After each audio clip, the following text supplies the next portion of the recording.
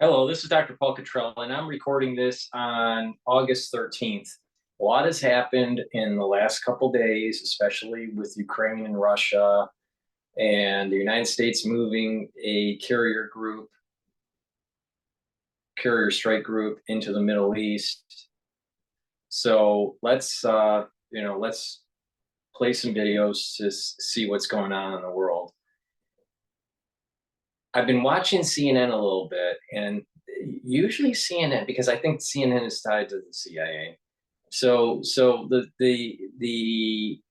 they're kind of a sound off for the Defense Department and stuff. So they probably get an early warning that something may happen. Wolf Blitzer is in the region, so I have a feeling that there's going to be a strike. All right.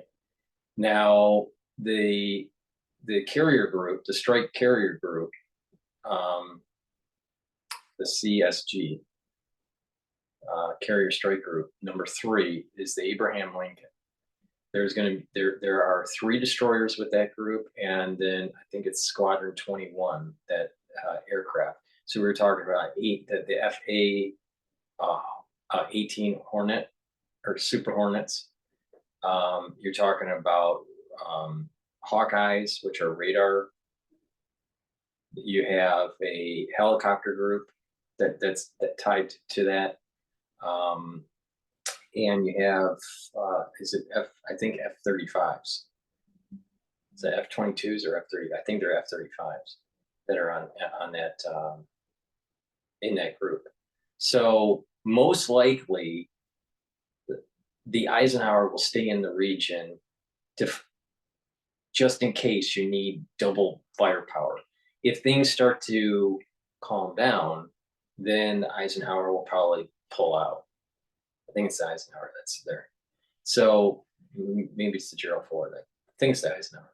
It's hard to keep track of it, especially when you just learn this, off the, just as things evolve. So I'll look into that. But what's important to realize is that they're probably about 6 days out, 5 days out to get there. And then it's not like they get in and they're ready to go, right? So we're talking probably a week, unless something radically happens.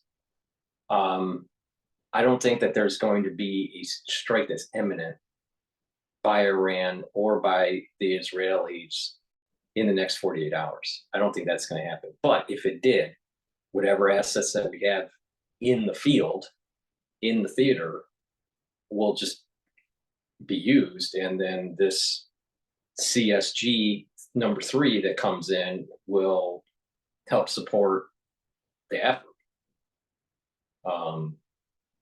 So we'll see what happens. Now, the submarine group, that has more than 150 Tomahawk missiles, and depending on what kind of payload they have, is in the range of just $1 million to $1,870,000 per missile. So each missile that goes off is more than $1 million, just south of 2 million, depending on the payload. All right. So with that said, we're going to kind of take a look at what's going on in the Middle East and what's going on in Europe. Now, I just did a video, I just released it, talking about the historical side between China and Taiwan, the first island chains, and where the American bases are, and how China has been trying to get dominance in the region and to protect their 9-dash line. And how Japan is doing a military ramp up going all the way back to 2016 in certain islands just northeast of Taiwan.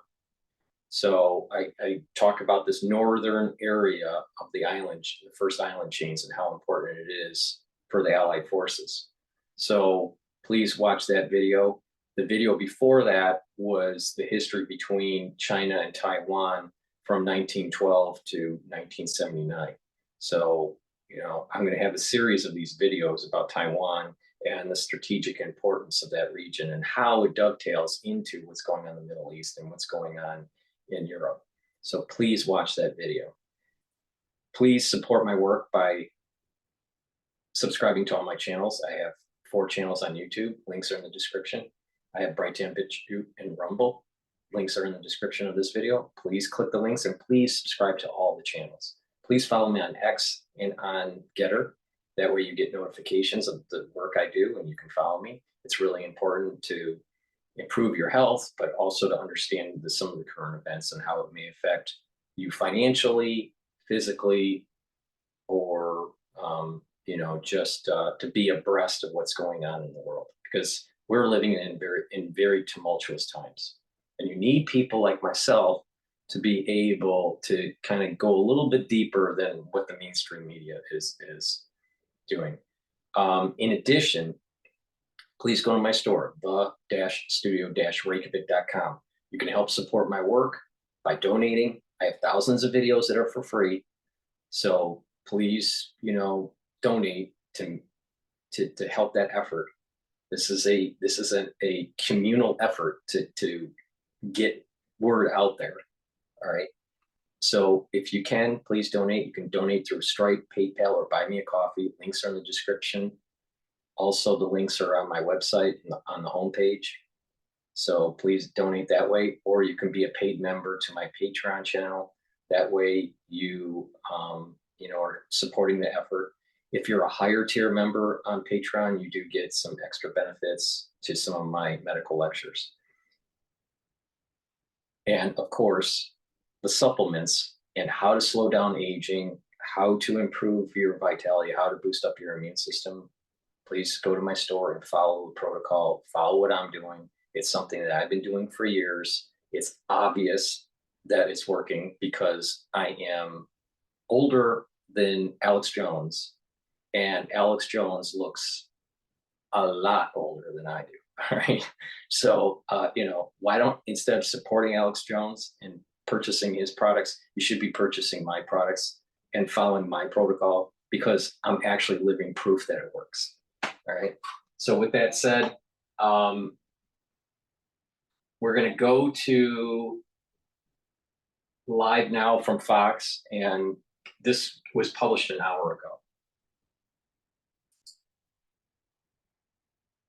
Latest is this: Iran has rejected a call by 3 European countries demanding that it refrain from any retaliatory attacks against Israel following the assassination of Hamas's political leader in Tehran last month.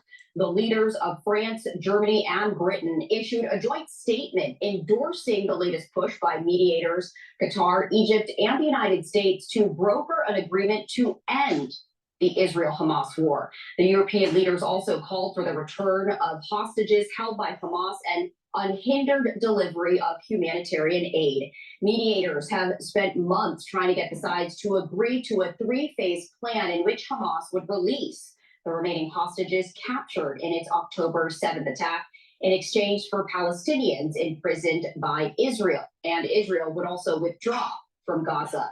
Talks were expected to resume on Thursday. This comes as Yemen's Houthi rebels stormed the headquarters of the United Nations Human Rights Office in Yemen's capital earlier today, seizing documents, furniture, and vehicles, according to a senior UN official. And in more breaking news, a ship in the Red Sea came under attack at least 3 times today in an assault that included the use of a bomb-carrying drone boat, likely the latest in a campaign by Yemen's Houthi rebels over the Israel-Hamas war. The ship was first attacked as an explosive was detonated near it. That's according to the British military's United Kingdom Maritime Trade Operations Center. And then a small vessel acting suspiciously flashed a light near the ship, came close, actions that were followed by a second blast. To talk more about all of these breaking news stories, I do want to bring in Harley Lipman, an expert analysis in U.S. policy and global dynamics at Harley Lipman. Harley, thank you for taking the time to speak with us about all of this. We appreciate it. My pleasure. Happy to be here. Absolutely. We have been anticipating Iran's attack against Israel, likely to happen in the coming days. But I'm interested in getting your take in the fact that Iran has now publicly rejected a call by France, Germany, and Britain not to attack Israel. What do you make of this? What is the significance of this rejecting that call, or is this really just political posturing? Well, it's a little more on the political posturing side because Iran can't be seen as giving in to pressure from France and these other European countries. Iran has a lot of pride. They were just humiliated because whoever took out the political leader of Hamas, and it's widely believed to be Israel, scored an incredible breach of Iranian security and intelligence to take out someone in Iran, in Tehran, the capital, in a safe house where they host dignitaries. So Iran has to show a lot of bluster, and I believe Iran will launch an attack on Israel because now it's public and they don't want to be humiliated. So they need to vindicate themselves, and they're under so much pressure among their supporters to stand up to Israel. So in my view, it's unlikely they would ever cave into that kind of pressure. What they're debating is how much to attack Israel and where, because Israel has made it clear that if Iran attacks civilian centers, Israel will retaliate by destroying much, if not all, their oil facilities and perhaps even attempt to damage, if not destroy, their nuclear facilities. So that's a clear red line. But even if Iran adheres to that, it's very difficult to manage and control. Israel's a small nation with civilian centers near military places. So it's very easy for there to be a miscalculation, very easy. And I think more than anything else, that could propel us into a bigger war. But I think a lot of Iran is even though we're all worried and we're all deeply concerned about the damage that Iran and Hezbollah can do, at the same time, I think Iran is afraid of a war. Their military is quite weak, really. They are effective in ballistic missiles and in drones, and in that they're extraordinarily capable. But they don't want a war with Israel that I believe that they would lose. And this is about them being publicly humiliated and the need to respond to that. And Harley, I want to ask you about that because, again, as you mentioned, there's this internal pressure in Iran to respond, but not to respond in such a manner that might cause a larger regional conflict. At the same time, let's go back to April because Iran did respond at that point in time, and it was a largely failed attack. Do you think that they would respond into a similar manner in which they would act, but it wouldn't go so far as to actually create that larger regional conflict? Or do you think that they would want to take a stronger stance because back in April it really didn't go anywhere? Right. So what happens when you have what happened in April is everybody learns from that and figures out the strengths and weaknesses of their enemy. Iran now knows to a large degree how effective the air defenses in Israel and vice versa. So what Iran is trying to figure out that they don't want, as you just pointed out, the same result that did fail. So they're trying to navigate and figure out how to find a weak spot. That's one avenue where they could attack, which is the most likely. But also they're probably trying to think out of the box. They could attack Israeli citizens around the world. In 1994, they attacked a Jewish community center by using their proxy Hezbollah in Buenos Aires, killing over 80 grandmothers and grandchildren who are the only people that go to a community center in the afternoon. Parents tend to be working. So they attacked an Israeli embassy before. So I think they're looking for targets. They may go for soft targets. There are reports that they go for what they think are Israeli bases in Kazakhstan or Azerbaijan. So they may hit them there. And they're looking to find all kinds of creative ways to get by and fool the defenses of Israel, America, and their allies. And I also want to ask you about that because strategically, from the standpoint of Iran, as they have vowed that they themselves would respond? Do you think that they would still use the proxies? Because we have seen, and again, there's been breaking news, right? The ship that was attacked likely by Houthi rebels in the Red Sea, and also the UN headquarters in the capital of Yemen being attacked by Houthi. Do you think that Iran directly will respond, or will they use proxies? In which case, that also sends a different message. I think for sure Iran will respond, and probably they'll utilize their proxies. The problem with their strongest proxy is clearly Hezbollah, and that's a big tinderbox because that could really explode into a major war in the region. Both Hezbollah and Israel have formidable weapons. Their borders touch each other, and the results could be quite devastating. The interesting thing is that now's the time for Iran to attack, because this is now a Jewish holiday called Tish B'Av, and Arab nations historically have liked to attack Israel on religious Jewish holidays. And interestingly enough, this Jewish holiday mourns the loss of the two temples in Israel, which really defines the Jewish people historically. So one destroyed by the Babylonians, and then after that destroyed by the Romans. So symbolically, this could be a signal that we're going to destroy what's left of Israel, if you will. So it's quite interesting that Tish B'Av is falling today and in the next few days. But I'll tell you what I think is the interesting, bigger story, which is that Israel strategically should attack first. Why? Because whoever attacks first not only has the element of surprise, but they can pick out their own targets, and it gives them a huge advantage. In the Middle East, when you look historically at the wars, countries that attacked first had a huge advantage and either won or were winning. So and that would be some shock to the Arab world to see Israel's military do that. The problem with that is they probably will not have the support of the United States. And for that reason alone, I think Israel will not do a preemptive strike, which historically, culturally, militarily is really more part of their DNA to strike first before they're hit. Because Israel is small and vulnerable, if they wait for the enemy to strike first, it may be too late for Israel to recover.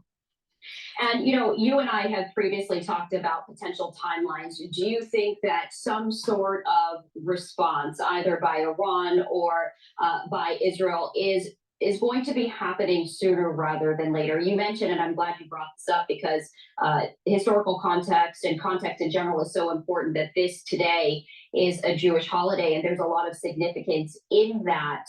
Do you think it could happen this week, given the historical significance of what this holiday represents?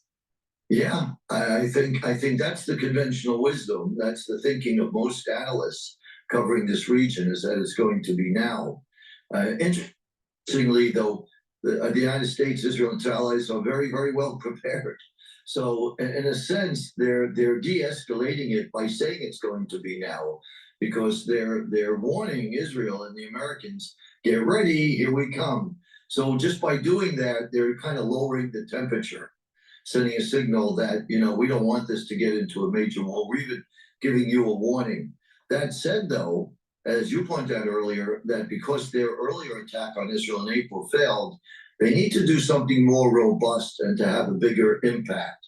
And again, well, that's so hard to control that things could quickly escalate. And for Israel, this would be a great opportunity to take out the nuclear facilities, or at least damage them, set it back. The nuclear bomb that Iran is on the threshold of breaking out with. And they could also do a lot of damage with their oil facilities. That would restore deterrence in the Middle East. This is something that Israel needs to do. Israel has to be dominant in what they call the escalation ladder, where one side attacks, the other side hits back, and then it escalates slowly. You don't want to get caught up in that. You want to be at the dominant escalation ladder leader, so that you can. U.S. ships bombs to the Saudis. I'm telling you, this is going to be a larger regional war. It's going to be way bigger. How much weaponry you're using and force, so that you're at the top of the escalation ladder. But that said, I think Israel is prepared. I think they've always been prepared for conflict with Hezbollah and Iran. Israel was just shocked and surprised with the war with Hamas. That's where they made a mistake. And Israel indeed was humiliated themselves by being surprised where Hamas had great success early on in the conflict with Gaza. Harley, before we let you go, we've talked about a lot of different events that have unfolded, as well as what we can expect and may expect. But is there anything else that you are keeping a very close eye on or anticipating in the coming hours, days, and weeks? Yes, just that Jewish people, Israeli people are vulnerable now with this atmosphere of anti-Semitism. And with countries like Iran, Hezbollah, Muslim Brotherhood, and they're looking for weak targets. And so everybody has to be on guard because now there are very little red lines. So I think innocent civilians, just because they happen to be Jewish or Israeli, are now more likely targets than they've ever been. All right, Harley, as always, we do appreciate you taking the time to. Before we go to the next video, please go to my store, the-studio-reykjavik.com, and get the structural nano silver liquids that I have. I have this structural nano silver liquid. I also have the Max 35, the Max 14. You take a teaspoon of it a day, you swish it in your mouth, you gargle with it about 20 seconds or so and swallow. Do it every day. If you're not feeling well because of the cold season, or you start feeling a little bit of an irritation in your throat, take a tablespoon or two a day.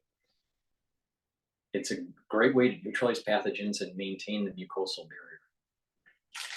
If you haven't already, for the ones that purchase the structural nano silver liquid, also get the applicator set. This is a great way to travel to work, or you're on vacation or whatever, instead of carrying a big bottle with you. You just put the liquid in these applicators and you get a nasal spray, a dropper, and a spritzer. It's a great way to carry it around. So go to the store and get the applicator set. I also have structural nano silver drops. You use this during either allergy season or the cold season. The moment you feel that irritation, you want to take those drops or lozenges, and it will neutralize the pathogen or the antigen and also maintain the mucosal barrier. It's really important to attack it right away, because you want to mitigate, an increased infection. So if you mitigate it, then your body is going to heal quicker. And not just that, a lot of people don't realize you have a cold, and let's say let's say you have a cold and it takes a week for it to go away. So a lot of times it takes a week and a half to go away. Your body is remodeling and repairing weeks after, especially if it gets into your lungs and you have a respiratory infection. It takes weeks to heal, weeks. So for every 1 week, of sickness, after that sickness goes away, from a common cold, right, and you have a respiratory infection, it takes 3 to 4 weeks to heal the lung and the body in general. A lot of people get sick 2 or 3 times a year.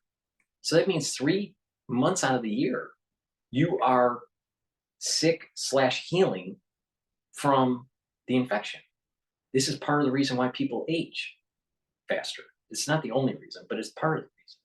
So it's so important to attack it right away. And then before you even get the common cold, or some other pathogen, have a boosted up immune system so you can fight it faster.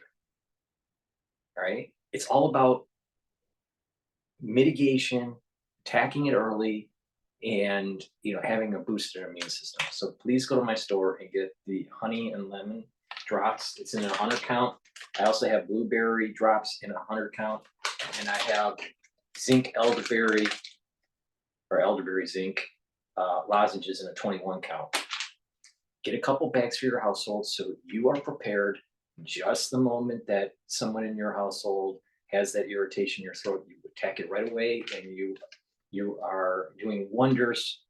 You'd be amazed that, you know, it's neutralizing the issue quicker.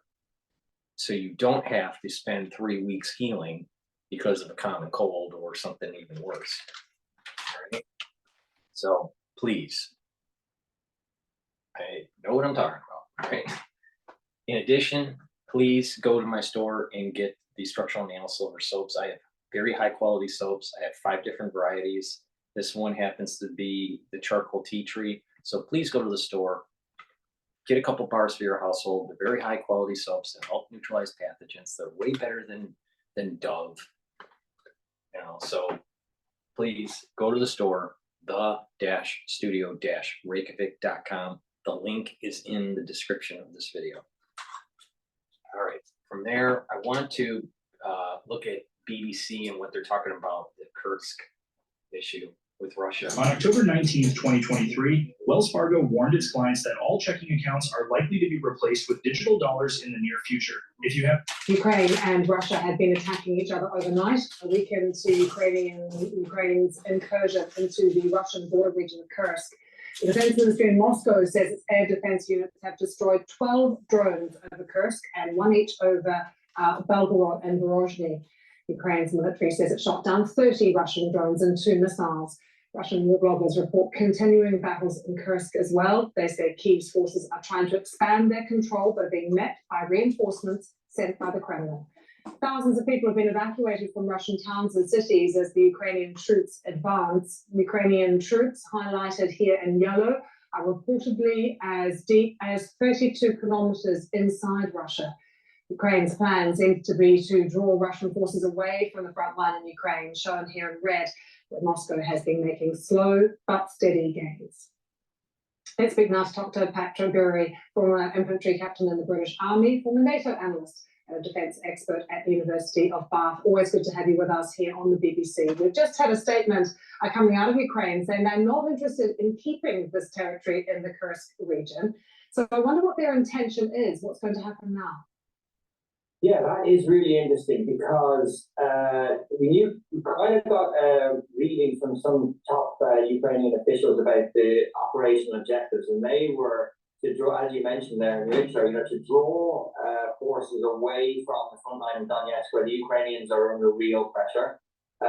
We've had some reports of that, but it's unclear whether that's been successful. The second one is obviously deliver a morale boost to the Ukrainian armed forces, especially the army, who've been under a lot of pressure for the last year, and the nation. I think we can say this has done that already in the short term, at least. And the final one was to bring the war to Russia, basically, is show that the war can be brought to Russian territory and then destabilize as a result of that the Kremlin. I think that's been done to a degree, again, in the short term.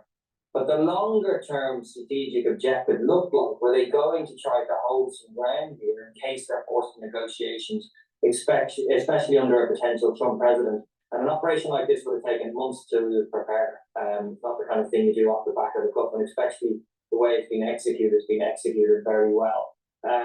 So if you rewind a few months, that Trump presidency was more likely than potentially it is now. So it looks like a high stakes move and a high risk, So it's very, I'm kind of surprised at this, where they're actually coming out and saying, well, we're not going to take any territory. I thought a more likely outcome might be that they've tried to take at least some, but further back into the pocket, the stadium that they've created. And whether or not they will continue attacking as well, whether they're just going to stick with what they've got so far or keep pushing on. Yeah, the early days of these exploitations and breakthroughs essentially are where you get the most momentum. You have the initiative, there's chaos in the enemy, and they're trying to react. As it goes on, you run into more problems in terms of your own sustainment. How do you sustain this over the long run? Your command and control, and also the risk then of kind of getting overexposed and being cut off, especially if you're racing down roads towards towns, etc. So over time, I would have expected, I think a good few of us looking at this closely would have expected that the Russian sort of overmatching forces in the area over time, as they can mobilize them and get them there, would stabilize first of all the line, and then start to attrit the Ukrainian forces, and then potentially reduce the pocket. But that will take time, I think. I think it's the most likely course of action at the moment. But if the Ukrainians, at this point that you raised there, about saying they don't want to cover territory, to go in like this with this amount of elite forces, you know, well kitted out Ukrainian brigades, and then try to withdraw in contact is pretty difficult from a military perspective. You know, this is one of the most difficult things to do is withdrawal in contact. So if that is what their aims are, it's just like a big raid and they're going to pull back. It would make sense because they want to preserve their forces. They've had the political shock of doing it. It's a really difficult thing to do. We have that coming into us, Patrick, on just one news agency, on AFP, quoting a Ukrainian ministry, and another line that they have just fed through as well. The sooner that Russia agrees a just peace, the sooner these incursion raids will stop, which gives us this motivation for why they have done it, obviously. But we're now also seeing President Putin come out yesterday saying there's a major provocation, report saying he's absolutely furious about this. You have to wonder what the Russian response will be now, what the potential is of what he could do there. Well, I think the one thing that's expected is that the Russians may bombard Ukrainian civilian infrastructure to increase the cost of this to them. Yeah, I think that would be expected. And I think the second thing then is, of course, with moving forces to deal with this, they've already combined the FSB, which is the internal security, with the military to get better command and control and brought in a raft of restrictions in the area to basically lock it down and have better command and control of that. You know, I would have to see about this new statement. You know, maybe it's also might be trying to muddy the waters and catch you know, Putin came out yesterday and said they're clearly trying to take territory for negotiations. Maybe it's a response to that. We'll have to see. Maybe the Ukrainians just want to muddy the waters and make it more difficult to ascertain the real goals here. One of the takeaways is that Ukraine has proved in areas away from the front line where Russia has persistent intelligence, surveillance, reconnaissance, so basically drones, oversight, it's very difficult to do anything without being spotted. In areas away from that, they've been able to concentrate their forces and break through fairly easily. And they could do that again. It's not saying that they have an inexhaustible bunch of forces here, but they certainly have proven the ability to pick somewhere and break through. And that will be at the back of the Kremlin's mind in the future, because it basically means you're going to have to harden the defenses across that border if you really want to stop this happening again. Actually, very good to get your thoughts. And as soon as we have more from Kyiv, we will certainly bring it to you. All right, so I want to play CNN, their take on this. Same issue. In this house, winning means acting fast when the unexpected happens. The winner of this challenge is. But in your house, it means. Before we do that, please go to my store, the-studio-reykjavik.com, and get the structural nanosilver gels that I have. I have it in the tube form, and I also have it in a dispenser form. This is a all-purpose skincare where you can put it on your skin, neutralize pathogens. You can put it around your mouth, around your nose, around your eyes, around your ears. You can lightly coat your nostrils. It'll neutralize pathogens. You apply it the exact same way for both products, either product. You can put it on your skin, let's say at night, and exfoliate in the morning, and you'll notice that your skin's clearer and tighter, especially around your face. And if you put it on a cut, a minor burn or an abrasion, it'll heal quicker. So it's an all-purpose, dual-purpose product. And I believe in that kind of thing. You want to buy things that you can use for multiple uses, and that way it lowers the actual usage cost. So please go to my store, the-studio-reykjavik.com, and get the very high quality structural nanosilver gels that I offer. Instead of supporting Alex Jones and buying his toothpaste, you should go to my store, the-studio-reykjavik.com, and get the best toothpaste that you can buy. This whitens your teeth, freshens your breath, neutralizes pathogens, brings down inflammation for your gum. When you do that, you're going to actually improve your gum line. Gum line is indicative of age. So a better gum line also means better oral aging.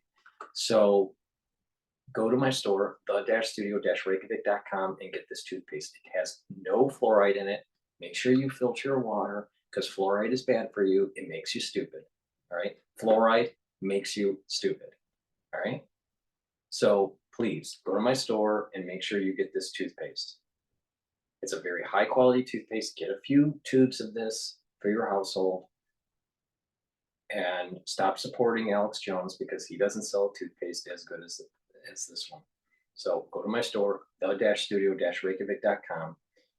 Good oral hygiene will improve your cardiovascular health because those pathogens, bacteria, and even plaque get into the vascular system, and it can cause irritation and inflammation. And bacteria growing on valves of the heart can be very problematic, especially when you get older. So very important. Oral hygiene is extremely important for your cardiovascular health, for your valvular health, and to neutralize pathogens. So go to my store, the-studio-reykjavik.com, and get this toothpaste. It is way better than anything Alex Jones sells. And if I have to say it again, I'm older than Alex Jones, and I look a lot younger. So who do you want to believe? In terms of what to do as a protocol to slow down the aging process and to boost up your immune system? Alex Jones or Dr. Paul Cottrell?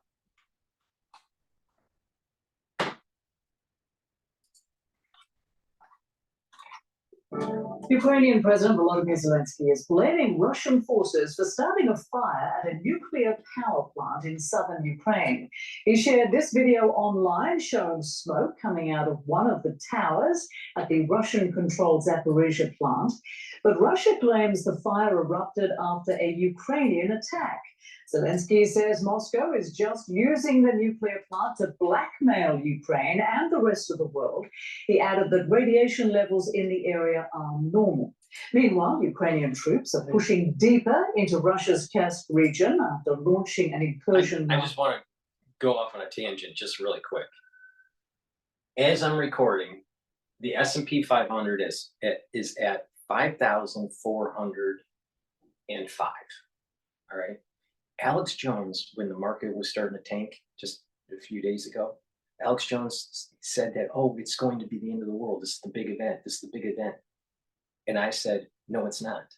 And I showed you why. I told you what the resistance points were and what was going to happen. And guess what? It exactly happened like I said. Alex Jones doesn't even know what he's talking about. He doesn't know what he's talking about with the economy. He doesn't know what he's talking about in terms of how to use supplements to slow down the aging process and to boost up your immune system, because obviously he doesn't do it himself. That's obvious. That's axiomatic.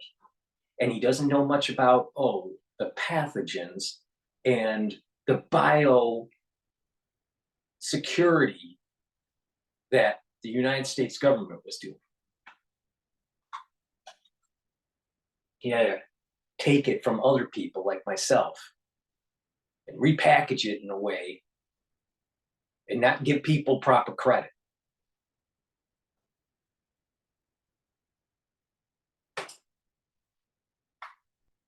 Week.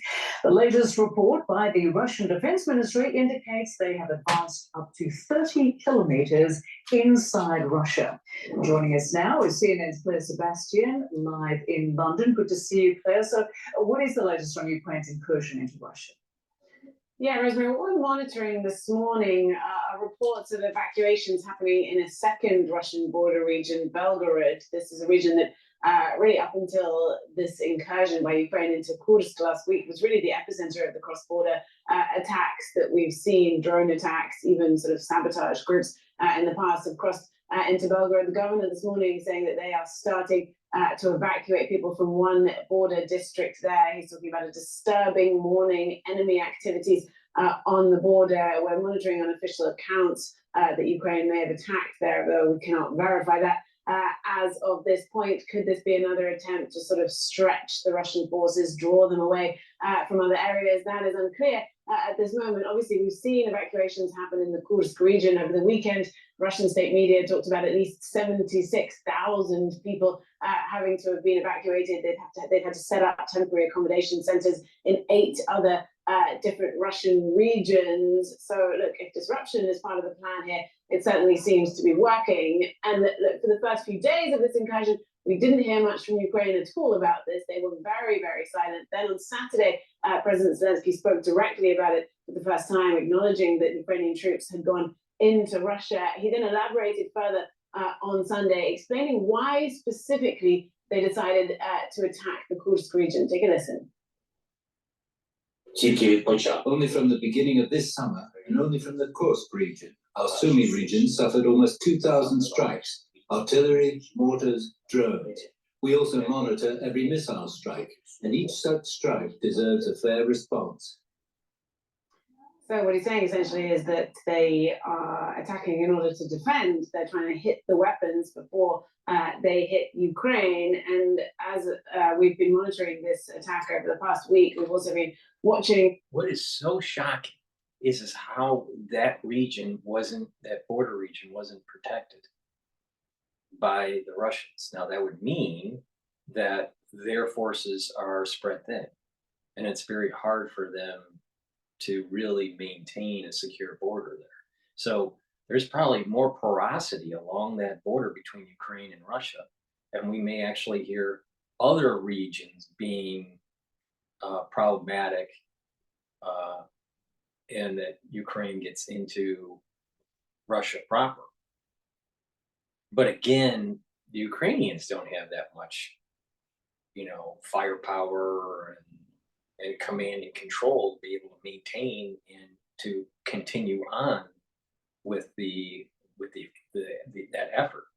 So does that mean that they go in and then retreat, or do they just go in and hold? Do they go in and continue on? If they continue on, they're going to spread thin.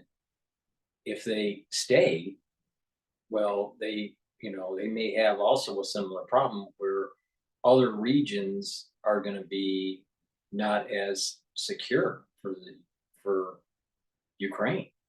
So this is an interesting development. Now, as the prior video said, well, you go into Kursk, Ukrainians go into Kursk, and it forces Putin to divert his attention in other regions that they're holding and really push back on Ukraine. Now, I suspect that Putin's anger and Putin's resolve is really going to push hard in this region against the Ukrainians. Because, domestically it looks bad for Putin, and militarily it's bad for Putin. So it's an interesting development that's taking place. I am surprised that the United States didn't tell, that Zelensky that you can't cross that line, that our support is not for you to go into Russia proper. Our support, my understanding was our support was going and trying to reclaim land that was taken away, but not to go into Russia proper. So this escalates it. Now, if I was Putin, if I was playing this game, and I was Putin, right? I would threaten Berlin and Paris. I would threaten the French, and I would threaten Germany that non-nuclear strike would happen on Berlin and on Paris simultaneous if the Ukrainians don't push back. And I would give a date, non-nuclear strike. Because what that would do is that scares Berlin and the French into putting more pressure on Zelensky to push back.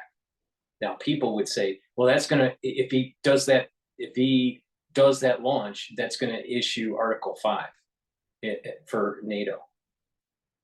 Well, isn't that what NATO wanted to begin with? We'll give them what they want. All right. And then let it all play out. All right. But Putin, I think, needs to show forward. Now, what I think will happen is that Putin has that threat, is willing to do it, and that Germany and France will push back against Ukraine and force them to retreat, then Article 5 doesn't have to be activated. But if they don't do that, Putin either doesn't do that strike, non-nuclear strike, missile strike on Berlin and on Paris. If he doesn't do it, then it makes him look weak domestically and internationally. And this thing's all gonna fall apart because he loses his prowess as a military leader and command of this situation between Russia and Ukraine. Or he does, and he actually shows strength. Now, if he hits and it's not intercepted, or maybe some of them are intercepted, but some damage takes place in Berlin and in Paris, then Article 5 is going to be tested to see if it gets activated. Now, I personally think that NATO isn't willing to go nuclear against Russia.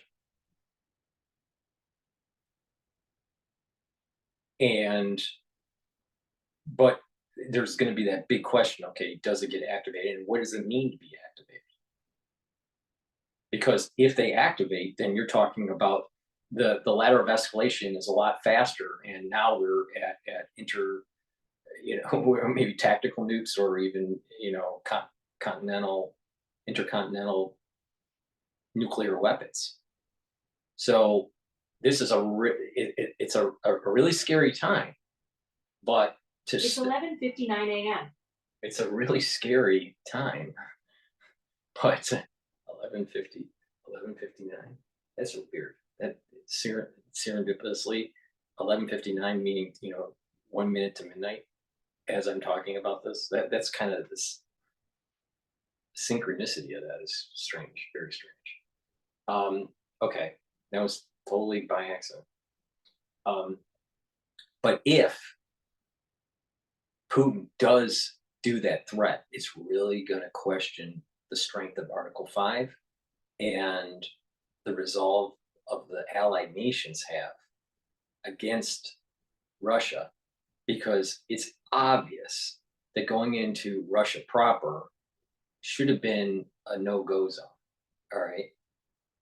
I thought that's what the Defense Department and the Biden administration was saying when we were giving these weapons, that they weren't allowed to go in and use them to advance into Russia proper. So did Ukrainians break an agreement? Did the United States tell the Ukrainians to do this? If they did, are they pushing for Article 5? A lot of questions have to be answered with this. But I think that Russia needs to be very forceful. It's not, we're going to bomb Kiev. Russia shouldn't be saying, we're bombing Kiev. What Putin should be saying is that we're going to push them out of Kursk. We're going to bomb Kiev. And by the way, if before we do operations to push them back in Kursk, if the Germans and the French, which really run the EU, don't tell Ukraine to push back, then they're on the target list. And it's not just blistering, rhetoric. It's you actually launch non-nuclear strike on Berlin and on Paris, and just state it. Just say this is the day, and this is what we're going to use, and then launch it. And I guarantee you that there's going to be so much havoc that there's going to be a talk of actually de-escalating the situation for Ukraine going into Russia proper. That's how if I was Putin, that's what I would threaten to do a conventional strike on Berlin and on Paris.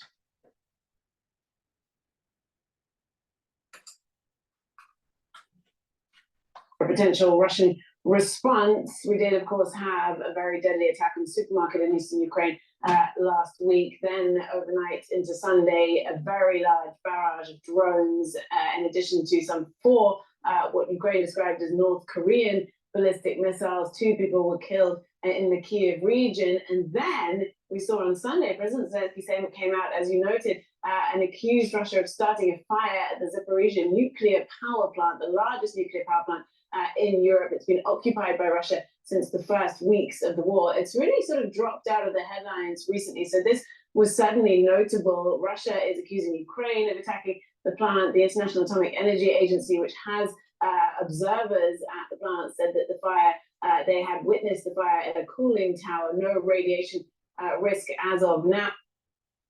When we saw successful Ukrainian counteroffensives in the autumn of 2022, that is when we started to see Russian nuclear threats also escalate. So this is something to certainly keep an eye on here, Rosemary. All right, many thanks to Claire Sebastian with that live report from London. Listen, paying $14.99 a month for a streaming app. Play the. I like. Summer's here, and so too are its many challenges. Heat that won't quit, hammocks that won't hammock, flips that won't flop. That's why it's important to keep it cool, keep it going. Ukraine and Russia have been attacking each other overnight. It's approaching the size of London. Now, Russia's a big country, but it's the absolute sheer embarrassment to Putin, the first Russian leader to lose territory in war since the Second World War. That's quite a blow. Right. This is why I'm saying it's so important that he shows strength and force, because I don't think the Germans or the French are. They're using the Allied forces is using some sort of proxy war between NATO and Russia through Ukraine. Please go to my store, the-studio-reykjavik.com, and help support my work and your health. Take turmeric. It brings down inflammation. I take it every day. It's part of my anti-aging protocol. I've been talking about this for years. So just follow the protocol and you'll start to age slower and boost up your immune system. Ashwagandha root brings down the glucose levels in your blood. It also brings down the inflammation, and these work together. When you do that, when you control your blood glucose levels, you bring down that inflammation in your cells and in your vascular system, you're aging slower. All right. So take the turmeric and take the ashwagandha root every day. It's part of an anti-aging protocol. And by bringing down inflammation, chronic inflammation, you're improving your cardiovascular system, you're improving the cellular processes, you're improving your tissues so they can work properly, and you're slowing down the aging process. If you're chronically inflamed, your immune system is constantly activated and you actually age faster. Resveratrol, very important to take. It's an antioxidant, but it also helps to get rid of senescent cells and helps to boost up the mitochondrial health in your cells. Vitamin C is good for your skin, also your immune system. Take it every day. If you're not feeling well because of the cold season or whatever, take a double dose of it. And D3, very important to take. It helps to absorb calcium, but also it's a gene expression cofactor. That means that if you have D3, you'll be able to express genes that need to be expressed to help for cellular processes. In addition, if cells are infected and they need to go through apoptosis, or they are not functioning correctly and they need to go through apoptosis, vitamin D3 helps them to go through that apoptosis so you can get rid of those cells. Really important in 2020. And it's going to be really important this cold season. So please make sure that you stock up on vitamin D3. If you've been listening to me on some of my videos, I also tell you how to use vitamin D3 to bring down cardiovascular disease and also bring down osteoarthritis. All right. So if you listen to what I'm saying and you couple and you stack the stuff that I sell, you're going to actually be able to reverse some of the problems that you've had when you were younger, that developed over time. Take my advice or don't take my advice. It's up to you, but it works.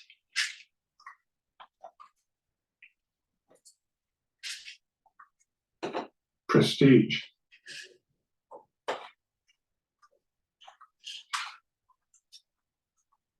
Ukrainian military's top commander has claimed his forces are in control of 1,000 square kilometers of Russian territory as Kyiv continues its cross-border incursion launched last week. Vladimir Putin has described the offensive as a major provocation, and a growing number of Russians have been forced to flee the Kursk and Belgorod regions. A further 59,000 have been told to leave today. Joining us now is Tim Marshall, the author and former foreign correspondent. Tim, good afternoon. Greetings, Adam. What do you make of, this real surprise, if you like, in the ongoing conflict between Russia and Ukraine? It is an absolute surprise, as of course it should be to perhaps both you and I and others, but it shouldn't be a surprise to Russian intelligence, but it obviously was. So they failed again. They failed with their assessments of what Ukraine would do and how it would fight in 2022, and they clearly didn't see this one coming either. It's stunning. I mean, you said, 1,000 square kilometers. I looked that up this morning. It's roughly 10,000 football pitches, or if you prefer, it's approaching the size of London. Now, Russia's a big country, but it's the absolute sheer embarrassment to Putin, the first Russian leader to lose territory in war since the Second World War. That's quite a blow to his prestige.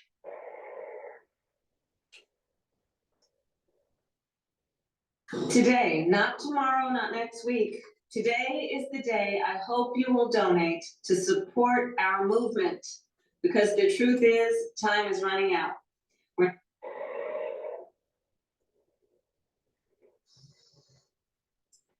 But you'll know your Clausewitz, the German war theorist. War is a continuation of politics. So Zelensky, Ukrainian president, must have two aims here, political and military. The military side of it is the embarrassment, undermine morale, etc., and crucially, to pull Russian forces away from the Ukrainian front lines, so they have to deal with that. And secondly, you relieve the pressure on those front lines. And then there's the politics. He's looking ahead to a potential negotiation if, and it's a very big if, they can hold this territory, that they can use it as a bargaining chip. And the other political aspect to it, Adam, I think, is that he knows there may be a Trump presidency. He knows that support could really fall away rapidly, and he's trying to prove to supporters we are worth backing. Obviously, he's trying to test Russian resources to spread them more thinly, Yes. but I mean, the problem is it must be diverting his own resources as well. Yeah, that is a problem. It looks, they haven't said which brigades it is, but it's pretty certain if you look at the kit they're using, it's the 80th Air Assault Brigade and others. There's about 6,000 of them have gone in, and all of them are good, experienced, battle-hardened troops. And they were up against some inexperienced territorials who, obviously had no idea what was coming at them. That will now change. The Russian Chechen military aspects of going in, the Wagner group, which is now incorporated into the Russian military, is going in. So there's going to be some fierce fighting. But you're right. If it's, as I think it is, the 80th Air Assault Brigade, that takes one of the top brigades out of the Ukrainian front line. And so if they really struggle to hang on to that, and simultaneously the Russians decide, right, wherever they were, let's push forward in Ukraine, that could happen. So it's a huge gamble by Zelensky, and it is, as I said at the beginning, Adam, it is stunning, and it's another stunning intelligence failure by the Russians. Do you think it could be, whatever the outcome, the moment which sort of breaks the stalemate in this conflict? Probably not. But, it's a good question, because there is that possibility. Some of the military analysts... No, Putin said in his conference that there is no negotiating with Kiev now. So Putin is going to be on a huge war footing. well, right now he's in a defensive mode in that region, the Kursk region, and to push back. But he needs to show force, and this is why I keep on saying he needs to actually threaten Germany and France. Because if do those politicians want to have destruction in Berlin and in Paris? Of course they don't. They're going to have they're going to have problems with their own population, because part of the population is going to be pro-war and to go, and activate Article 5. Another part of their population in Germany and France, especially France, is going to say, why are you expanding NATO? So, and there's a lot of infighting that's going on in France right now. So I think it's a perfect opportunity for Putin to threaten Berlin and Paris. But don't do it with just words. You give them the warning. You tell them when this is going to happen, how it's going to happen. Some of it's going to get through, some of it's not because of air defense. But there's going to be damage. And it's going to reestablish a deterrence that Russia needs to make sure that Russia proper doesn't get invaded again. You see, by going into Kursk is exactly what Putin was saying to Tucker Carlson about why they were worried about the expansion of NATO, that it might get into Russia proper, independent of the history of Ukraine and all this stuff. But what just happened was what Putin was worried about. Now, why it happened, because of Russian troops maybe not as well trained, or maybe they're spread thin, maybe they have manufacturing problems for the war effort, maybe material issues, who knows? But Russia proper was invaded. Now, will it be sustained? Will that invasion be sustained? Probably not. But he has to reestablish deterrence of a certain border. What is the red line? You would think that the red line for Russia is Russia proper. And crossing over that involves other nations in the EU. And you threaten. So if they want to make Ukraine as a proxy war, which this is what it is a proxy war. Let's stop playing games. It is a proxy war, right? It's a proxy war between NATO and Russia.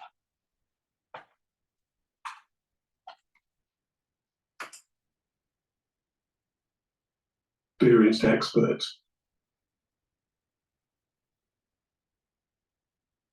We lost the audio. Towards Germany. Out of the blue came a German counterattack. Nobody expected it. They were going to break through those lines in Belgium and try and take Antwerp, which was a port which supplied the Allied forces. Didn't work.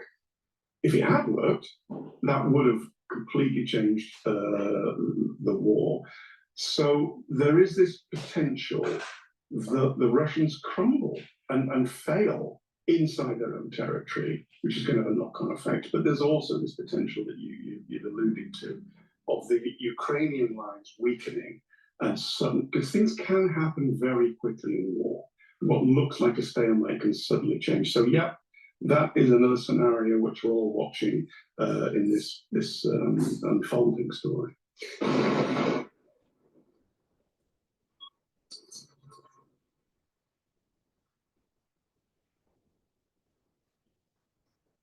Was it really God's wish to kill Abraham's elder son? Why Isaac needed to be punished by God if he did not harm anyone? What? Abraham faced many moral dilemmas through his life, but the binding of his own son.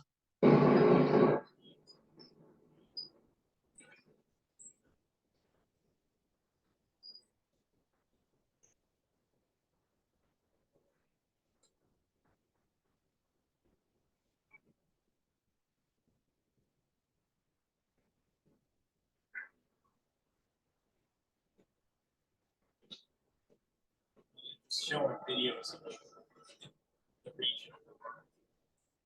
It's not the talk. I'm not sure why they stopped the talk.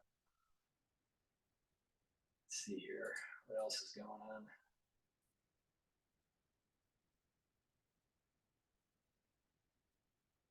Okay, this is CNN.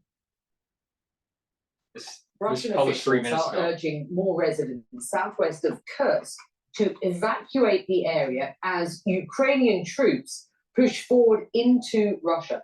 A Ukrainian military chief says they are gaining more ground more than a week into what was their surprise attack on President Vladimir Putin and his military.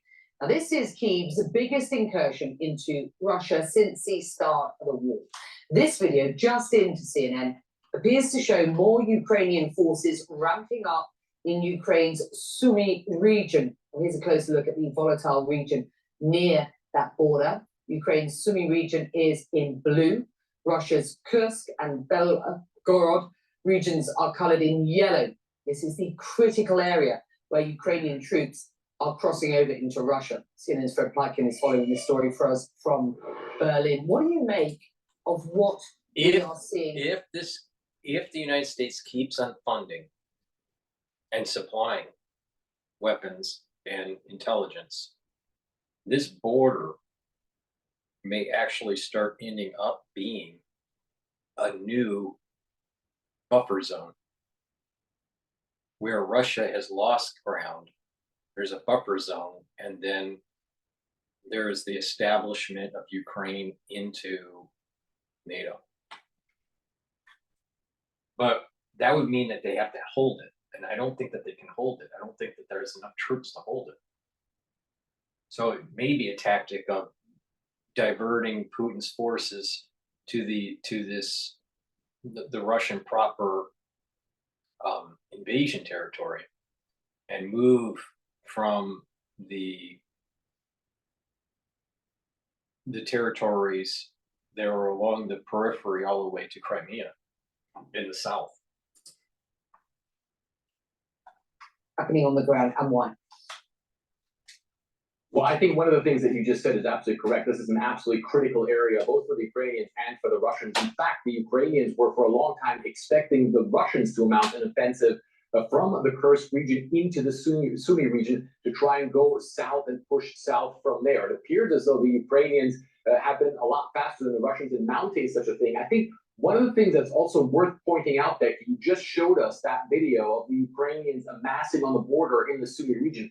They apparently managed to do that completely in secret. Even Ukraine's allies seem to have had absolutely no clue that this was happening. They took their allies by surprise, obviously took the Russians by surprise as well. Now, one of the things that we are indeed hearing from the Ukrainians is that their forces, they say, are pushing on and are trying to gain more ground. Here's what we're learning.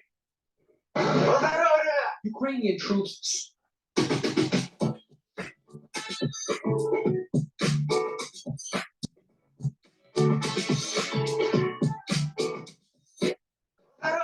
Ukrainian troops. And another reason why this is dangerous, and what Ukraine, if this is true, what they're saying in the news, which we don't know, it may be misinformation, but if Zelensky and the Ukrainian forces did this without the approval of the United States, this puts the United States in danger because of what is transpiring in the Middle East and how President Xi may actually take advantage of the situation with the spreading, the thin spreading of our naval fleet in support of CENTCOM, where he'll maybe do something with Taiwan. The United States now has a three-front war. All right. This was, and it may play into Putin's hand when you look at the grand strategy of the battle space of the world, right? Not just Ukraine. So it puts America in a precarious situation, especially if Russia, if Putin threatens NATO, not just Ukraine. And it changes the whole dynamic of what's going on in the Middle East, and we may not be doing a pivot to Asia, you know? So it's dangerous what's happening. So I'd like to see some news about what's the US stance on Ukraine doing something that really the Washington consensus seemed to be against.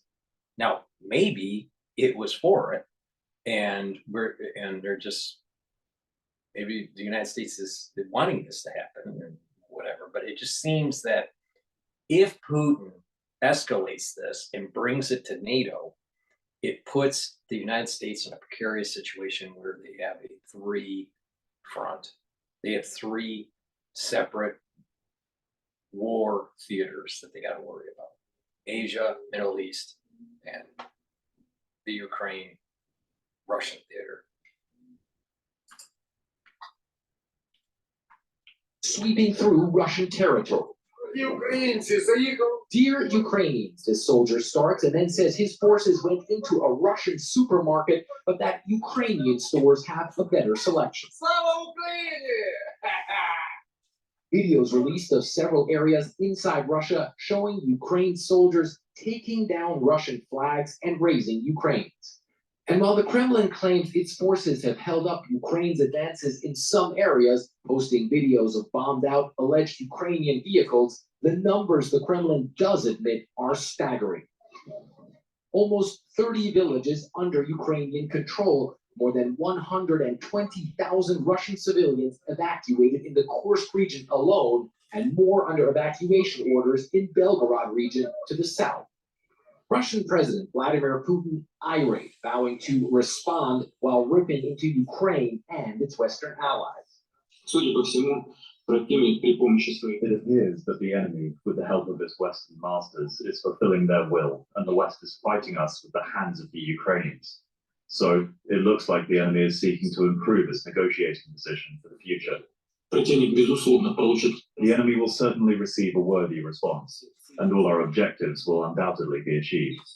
All this as Russia and Ukraine blame each other for what appears to be a major fire at the Zaporizhzhia nuclear plant in southern Ukraine, an area under Russian control.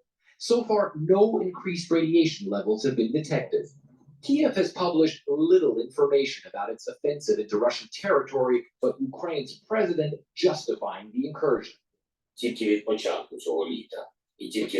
From the beginning of this summer, and only from the Kursk region, our Sumy region suffered almost 2,000 strikes. Artillery, mortars, drones. We also monitor every missile strike, and each such strike deserves a fair response. And it seems Ukraine's response is not over yet, even as Moscow scrambles to prevent further loss of territory. And that's actually something, Becky, that we've been monitoring as well. The Russians obviously saying they're pulling additional units into that area, trying to hold the Ukrainians up. They've also posted video on all of their social media channels, really, of planes from the Russian Federation allegedly bombing Ukrainian positions, Ukrainian vehicles allegedly getting destroyed. But the fact of the matter is that the Russians are indeed asking citizens in regions that are further and further east towards the city, of course, to evacuate those areas, which could be an indication that the Ukrainians are indeed still moving forward. It's good to have you, Fred. Thank you. Joining us now is Shashank Joshi, who's the defense editor at The Economist, and it's extremely good to have you. Your analysis and insight so important on a day like today. Ukraine's top military commander has said his forces command 1,000 square kilometers of Russia's Kursk region. About 10,000 Ukrainian troops, as we understand it, have crossed into Russia. Ukraine is through this war being outmatched, but this surprise attack has been, it seems, successful. What does this change in strategy and potential shift in power balance mean for this war, do you think? Well, first of all, Ukraine has changed the narrative. That's the most important thing. Whatever else happens, it has busted the assumption that Ukraine's on the back foot, that it can't regain the initiative. But I will say this, it is still, we mustn't lose sight of this, losing ground in Donetsk province in eastern Ukraine. In fact, in the last couple of days, we've seen Russian forces move to within 15 kilometers or so of a very important town in the east of Ukraine called Pokrovsk. And I say this not to take away from Ukraine's remarkable achievements inside Russia in the last week, but to point out that these are all trade-offs. These have come at a cost. And so Ukraine has changed that narrative, but it must be very careful that the result isn't a loss of territory inside its own soil and what ultimately could turn out to be heavy losses inside Russia as well. It's got to consolidate these gains and understand the right time to pull back and the right time to cash in the chips that it's gained in the last 5 days. It has more to work with going forward than it did, some 4 or 5 months ago. I mean, there is more coming into Ukraine from both the West and very specifically from the US. In a recent piece in your publication, The Economist, it was written that the delivery of the F-16s can be seen as a morale boost rather than a strategic game changer. Writing, but with numbers building up slowly, it may take time before the F-16s can have much impact. A recent report by the CSIS, another think tank, argues that Ukraine needs many more aircraft than have so far been promised. We're 2.5 years into this war. The US in particular is seeing pushback domestically for its support. Does Ukraine, are we seeing at this stage evidence that Ukraine power and new equipment and key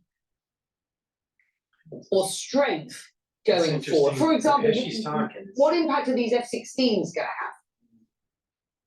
Becky, I think you answered that at the beginning correctly by pointing out that these will have limited impact. I know that some people would want to see these new systems coming in and offering some kind of decisive change on the battlefield.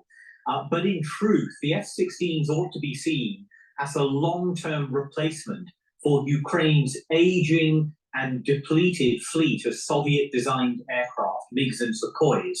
The fact of the matter is, these F-16s are not going to be flying American style over the front lines, swooping over Russian troops. I think what they're going to be doing in the main, in the first months of their existence at least, is to be providing air defense over Ukraine against Russian drones and missiles. They'll be sitting back tens of kilometers away from the front line, shooting down these Iranian-made drones and other cruise missiles coming in over the border. And that's a very valuable mission. But let's make no mistake, it doesn't mean they're going to be providing air cover right on the edge of the border, allowing Ukrainians to stream into Russia again.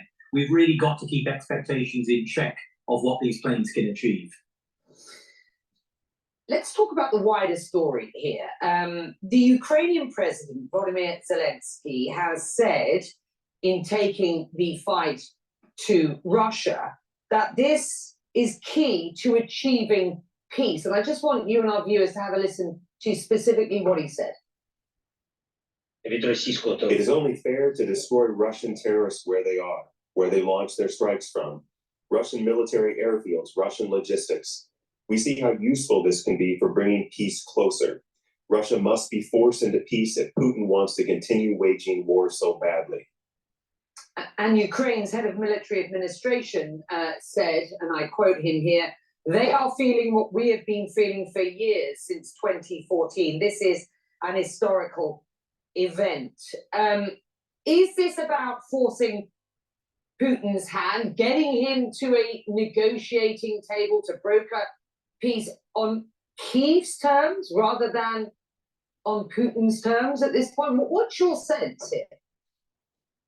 Well, Ukraine, like all of us, is watching the American elections, and it realizes there is a chance that a Trump presidency, if that is what occurs, is more likely to cut Ukrainian aid off and to force Kyiv into a deal that the Ukrainian government would view as highly unfavorable.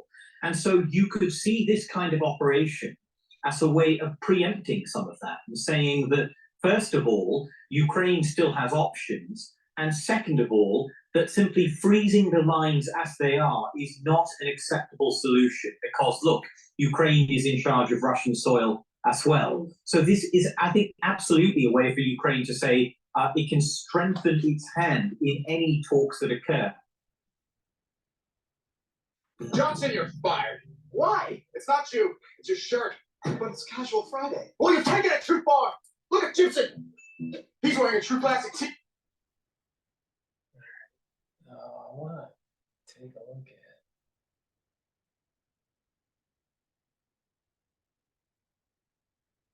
Let's see.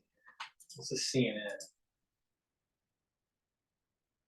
Russian President Vladimir Putin is on defense this morning. During a meeting with his top officials, Putin vowed a strong response to the Ukrainian ground operation into Russia's Kursk region. There's new video also out this morning of what is happening there and what's happened. A warning, the video you're about to see is graphic. It's video from a Russian soldier's body camera. And as he's walking, showing a trail of dead bodies near the Kursk border with Ukraine. Joining me now is CNN military analyst, retired U.S. Army Major General Spider Marks. It's good to see you, Spider. Thanks for being here. So 2 years into the stalemate, this is a new tactic for Ukraine. Ukraine's own forces marching miles across the border in this surprise operation. And it's been going on for a week now. What do you think of this as a tactic, and what do you think they've accomplished? Okay, what you're really seeing right now is a capability that Ukrainians have demonstrated in the past, but on Ukrainian soil. They did some significant flanking operations and tactical engagements in the vicinity of Kharkiv and have made that battle, where the Russians have just again fallen on their face, a great success for Ukraine.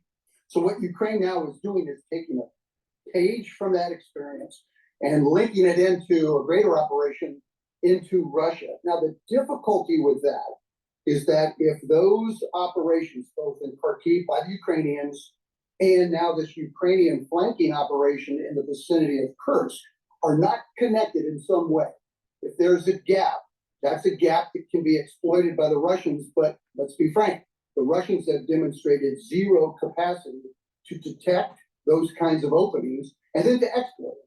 They haven't been able to do that. So I would say what we're seeing right now, tremendous success on the part of the Ukrainians. What remains to be seen is whether they intend to remain, to build up, to pour more forces in, if they think they can take forces from elsewhere and reinforce this success, or if this is simply an opportunity to demonstrate the vulnerability and the inability of the Russian forces. Because I was going to ask you, as Claire Sebastian pointed out earlier, that this is the first time that a foreign power has held any part of Russian territory since the Second World War. Can Ukraine convert this into what you said, building off of? But I'm also wondering, convert it into pushing. If they grow their position, if the Ukrainians grow their position in Russia proper, then its potential as bargaining chip to swap land, where Russia gets this, this land that this is assuming that this gets worse, that Ukrainians get farther into Russia. They may use this as a bargaining chip to chip away at some of the gains that Russia has had since 2022, to just do a swap deal for a peace agreement. Maybe even try to throw Crimea in the deal, depending on how much Ukraine gets. Another thing that could happen is that a new border, a new no man's land, a new buffer system is created where Russia actually gets smaller. Ukrainian is reestablished. Some of the land that's been taken away goes back to Ukraine because they were able to divert attention and resources for Russia, and the Ukrainians are able to take back some of the land in the southern region, in the eastern region of Ukraine. And so a new border system and a new buffer system is created. And then Ukraine is actually integrated in NATO. I'm not sure which one is happening, how this all evolves, but I don't think that the Ukrainians would be able to hold land of Russia proper. So, and usually when it gets cold, Russia pushes back. right? And it's even worse as they're pushing back, the ones that invaded actually, it's very possible that if Russia gets their mojo back, they could push the Ukrainians out of Russia proper, and Russia may be actually going farther into Ukraine, and then just solidify those borders that way. I don't know. This is we're in dangerous territory here, but I think that Putin's strategy needs to be threaten NATO, where if you don't push back Ukraine's aggressive behavior, then Berlin and Paris are targeted by Russia. Now that opens up a whole new can of worms that probably, but Putin can't just keep on domestically or internationally see his borders dissolve. You can't do that. I mean, it's just like to maintain power. It's dangerous what's happening here. Russian forces out of Ukraine. I mean, how do they build off of this successfully? Yeah, that's the exact point. The advantage of this operation has to be tied. There have to have been a calculation that this operation will do more than just simply bolster the morale of the Ukrainian forces and the Ukrainian people, which it certainly is. But there has to be a connection between this operation and success elsewhere. You don't want to put yourself at increased risk where you're engaged with Russian forces. And again, Kate, the Russians have been able to pour young men into this fight with a level of certainty that they're not going to do well, but the law of large numbers gives them that advantage. So if the Russians continue to do that and revert back to the way of Russian war, which is just to continue to lob artillery at infrastructure, irrespective of the tactical conditions on the ground, that's going to be very difficult for Ukraine to sustain this operation and make sure it's tied in. I mean, that's what we're seeing right now. I would imagine that the Ukrainians are going to take advantage of this, watch the Russian forces try to reinforce in some way, which, as I've said, up to date have not been able to do that. And if they can start to build, Russian forces can begin to threaten that flank of the Ukrainian forces, then they can do a retreat back into Ukraine. I would expect that might happen because Ukraine is going to reach a culminating point. All operations like this culminate. You run out of drones, you run out of fuel, you run out of ammunition. Those kinds of legitimate considerations have to be brought to the surface and addressed. Yeah, so interesting. And just in kind of to your point, Putin's response is promising, warning, threatening of a strong response to this operation, and what that exactly means, we will see. It's good to see you, Spider. Thank you so much. Russian President Vladimir Putin threatening to kick the enemy out after Ukraine's surprise movement into Russian territory. Ukraine claiming to be in control of hundreds of square miles of Russian territory. Russia now evacuating some 180,000 people from the area. These new offensive efforts have been described by Putin as just a negotiating tactic for Ukraine. But Ukrainian President Volodymyr Zelensky sees it as a way to try to force Russia to make peace. It is only Google Cloud AI knows a 98-mile-per-hour heater with a 13-inch drop means a 24.7% chance the home team gets a strikeout. And hacker. It is only fair to destroy Russian terrorists where they are, where they launch their strikes from. Russian military airfields, Russian logistics. We see how useful this can be for bringing peace closer. Russia must be forced into peace if Putin wants to continue waging war so badly. So here to discuss more about this incursion is CNN correspondent Claire Sebastian, who joins us now live from London. Claire, good morning. These offensive efforts are the first time that we have seen Ukraine pass into Russian territory. The Kremlin has vowed a strong response. What do we think that's going to look like? Yeah, we have to be a little bit cautious with those kinds of threats, Casey. The Kremlin is constantly threatening revenge, somewhat perhaps ironic given that they are the aggressor in this war to begin with, but we are watching out for a response. We have seen drone attacks, overnight drone attacks. Last night there were even some 38 drones launched at Ukraine, according to Ukraine's Air Force. And of course, there was a fire this week at the Zaporizhia nuclear plant, which is much more unusual, of course, than those drone attacks. We don't know the call, as the International Atomic Energy Agency says. It still hasn't determined it, but that certainly is worth watching as we watch out for a response. But for now, we really see President Putin in damage control mode. He met on Monday with his top officials and the heads of the regions affected by this. We see him blaming the West, threatening revenge. But we also see him trying to gloss over just how bad this is. I want to play you a little clip from that meeting that really shows this. Take a look. 28 населенных. Today, the enemy controls 28 population centers.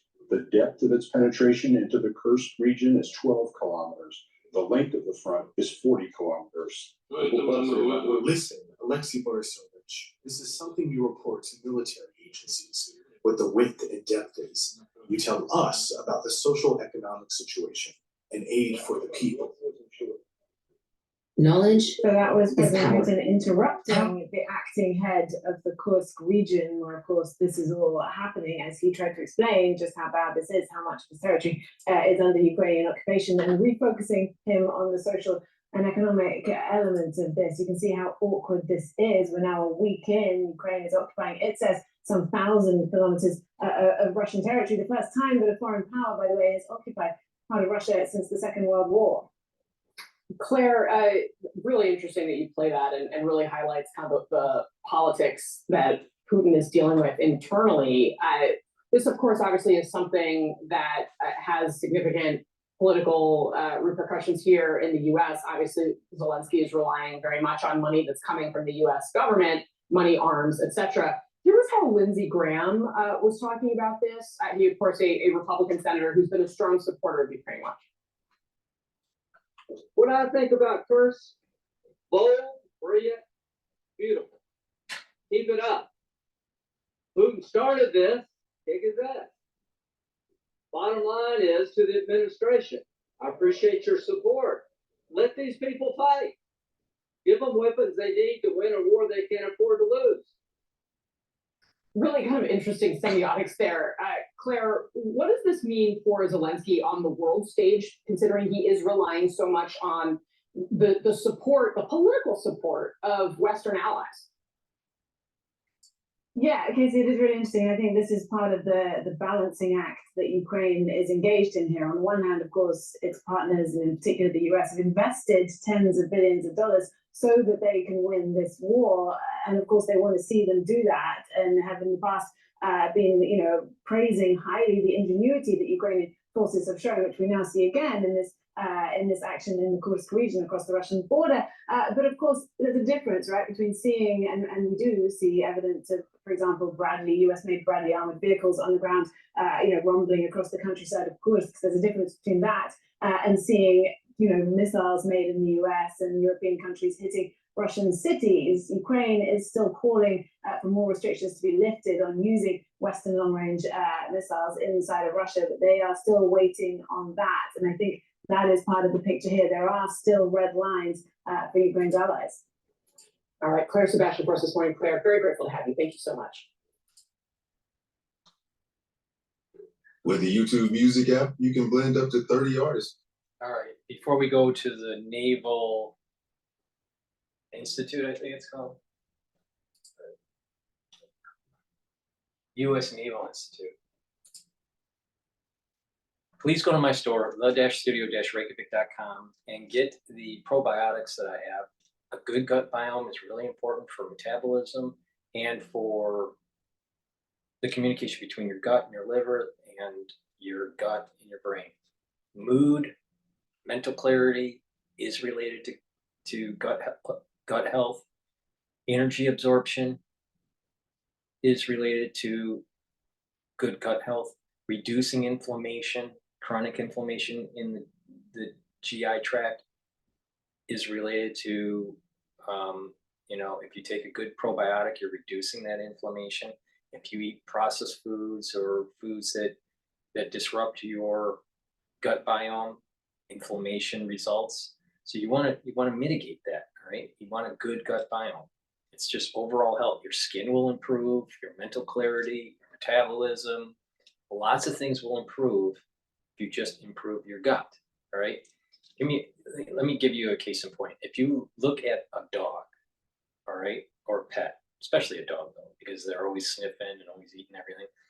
If they get something into their system and it disrupts their digestion, you see energy changes with the dog rapidly.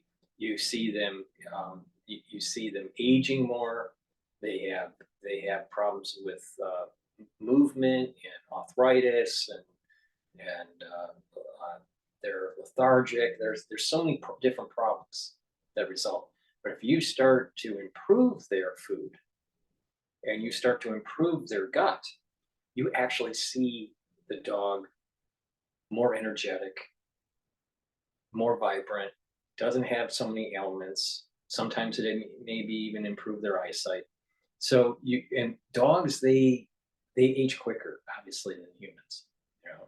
So you can see the whole aging cycle of a mammal and how to improve it by looking at improving just dog health. All right. So just through that observation, you know, you can take lessons learned from it and improve your own gut health. That means stay away from processed foods, stay away from fast food, and make sure that you filter your water. Stay away from sugary foods. So it's really important to have a good gut biome. So please go to my store and get the probiotic in the veggie cap form or in the powdered form that I offer. In terms of mental clarity and improving your memory and your concentration, take the clarity factor. You should take this every day. Either, you know, you can focus it on work or on school, or just to keep those dendritic connections and get those neurotransmitters firing. Part of anti-aging, part of improving your health is looking at the different systems of your body, including your brain. And you have to do proper supplementation to have better neurological health. And improving that, you're going to be slowing down age-related problems. So please go to my store and get the Clarity Factor. This is way better than anything Alex Jones is selling for neural health. So please go to the store and get the Clarity Factor. You should be taking that every day. In addition, Clarity Factor is synergistic with C60. All right, why? Because Clarity Factor is allowing those neurotransmitters to fire, but you need good mitochondrial health, so you have ATP to be able to make those neurotransmitters and to fire those neurotransmitters. So C60 improves mitochondrial health. How? It reduces the free radicals in the cells and in the neurons. So it's improving all your different tissues in your body, improving your different organ systems, including your brain. And what this does is that it'll boost up the ATP because your mitochondrial health will be more healthy, all right? And your ATP will increase. And now you have energy for a better immune system, for better neural transmission. The tissues in your body are going to be better off because it's getting rid of the free radicals. The free radicals causes damage in cells. If enough damage happens, the cell either goes into necrosis or into apoptosis or into senescence. All right. Senescence just keeps on building up toxins. So you want to get rid of those. That's why you take resveratrol. For the ones that have to go into apoptosis, that's why you take the D3 to get rid of the apoptosed cells to help with that process. Now, if a cell is damaged, it either goes through reversible necrosis or irreversible necrosis. If it goes to reversible necrosis, you can save the cell. If it goes into irreversible necrosis, then you're talking about a cell that is so damaged that it can't heal itself. It may turn tumorous, or it may turn cancerous, or it may go into the apoptosis phase. All right. So but you want to mitigate necrosis, senescence, and apoptosis, and keep your cells healthy, right? If your cells are healthy, then you have better tissues. So taking C60 is going to reduce those free radicals that cause damage to those cells. This is why you take C60 a teaspoon a day, every day, and you actually are aging slowed. It's a major pillar of my anti-aging protocol. You take strong antioxidants like C60, you bring down chronic inflammation by taking turmeric and ashwagandha, and you neutralize pathogens by taking structural nanosilvers. Those are the pillars. And then you add to it, and it supercharges the stacking. So go to the store and get the C60. It is synergistic with the stacking with clarity factor. Alex Jones doesn't know anything about what I'm talking about. He just doesn't understand it. He doesn't have the medical background to understand it. So please go to my store, the-studio-reykjavik.com, and get the C60. It's a strong antioxidant. You can either get it in avocado, coconut oil, or extra virgin olive oil.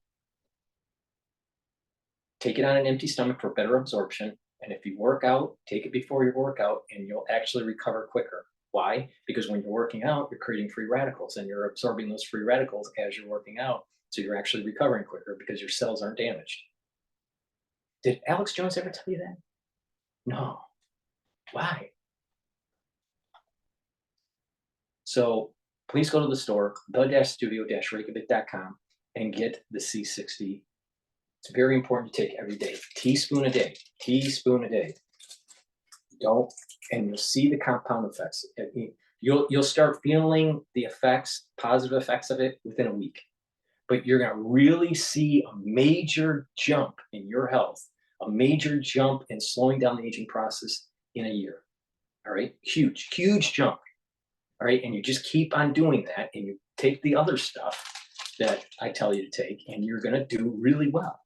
All right, with boosting up your immune system and slowing down the aging process. Now, there is no magic bullet, you know, to live forever, and there's just one thing you take, and everything's going to be, you know, great. It's about stacking, and it's about continuation of it and that compound effect. And proper diet, proper exercise, proper supplementation, filtering your water, challenging your brain. You have to stretch, you have to do balancing. And when you do all those things, then you're slowing down the aging process. And obviously, Alex Jones is not doing that because he's aging very quickly. Please go to my store, the-studio-reykjavik.com. Link is in the description of this video. And get the olive leaf extract. This is a new product that I have on my store. It improves your immune system and it improves your cardiovascular health. How? For your immune system, it brings down the inflammation. Remember what I said about chronic inflammation? It weakens your immune system and you age faster. By bringing down chronic inflammation, you're actually you're allowing your body to heal and your immune system to rev up. In addition, olive leaf extract will help to bring down LDL and raise the HDL. So that's improving your cardiovascular health. This is really important to take it every day. And lastly, a multivitamin that's easy to digest. We should be, all of us should be taking a multivitamin, even if you have a well-balanced diet. Take a multivitamin. There are cofactors in here for proper enzymatic activity. So it's very important as part of a daily routine. It's easy to digest. Please go to my store, the-studio-reykjavik.com, and get the multivitamin. That said, let's learn about the history of the Navy and the problems that the Navy have in contemporary times.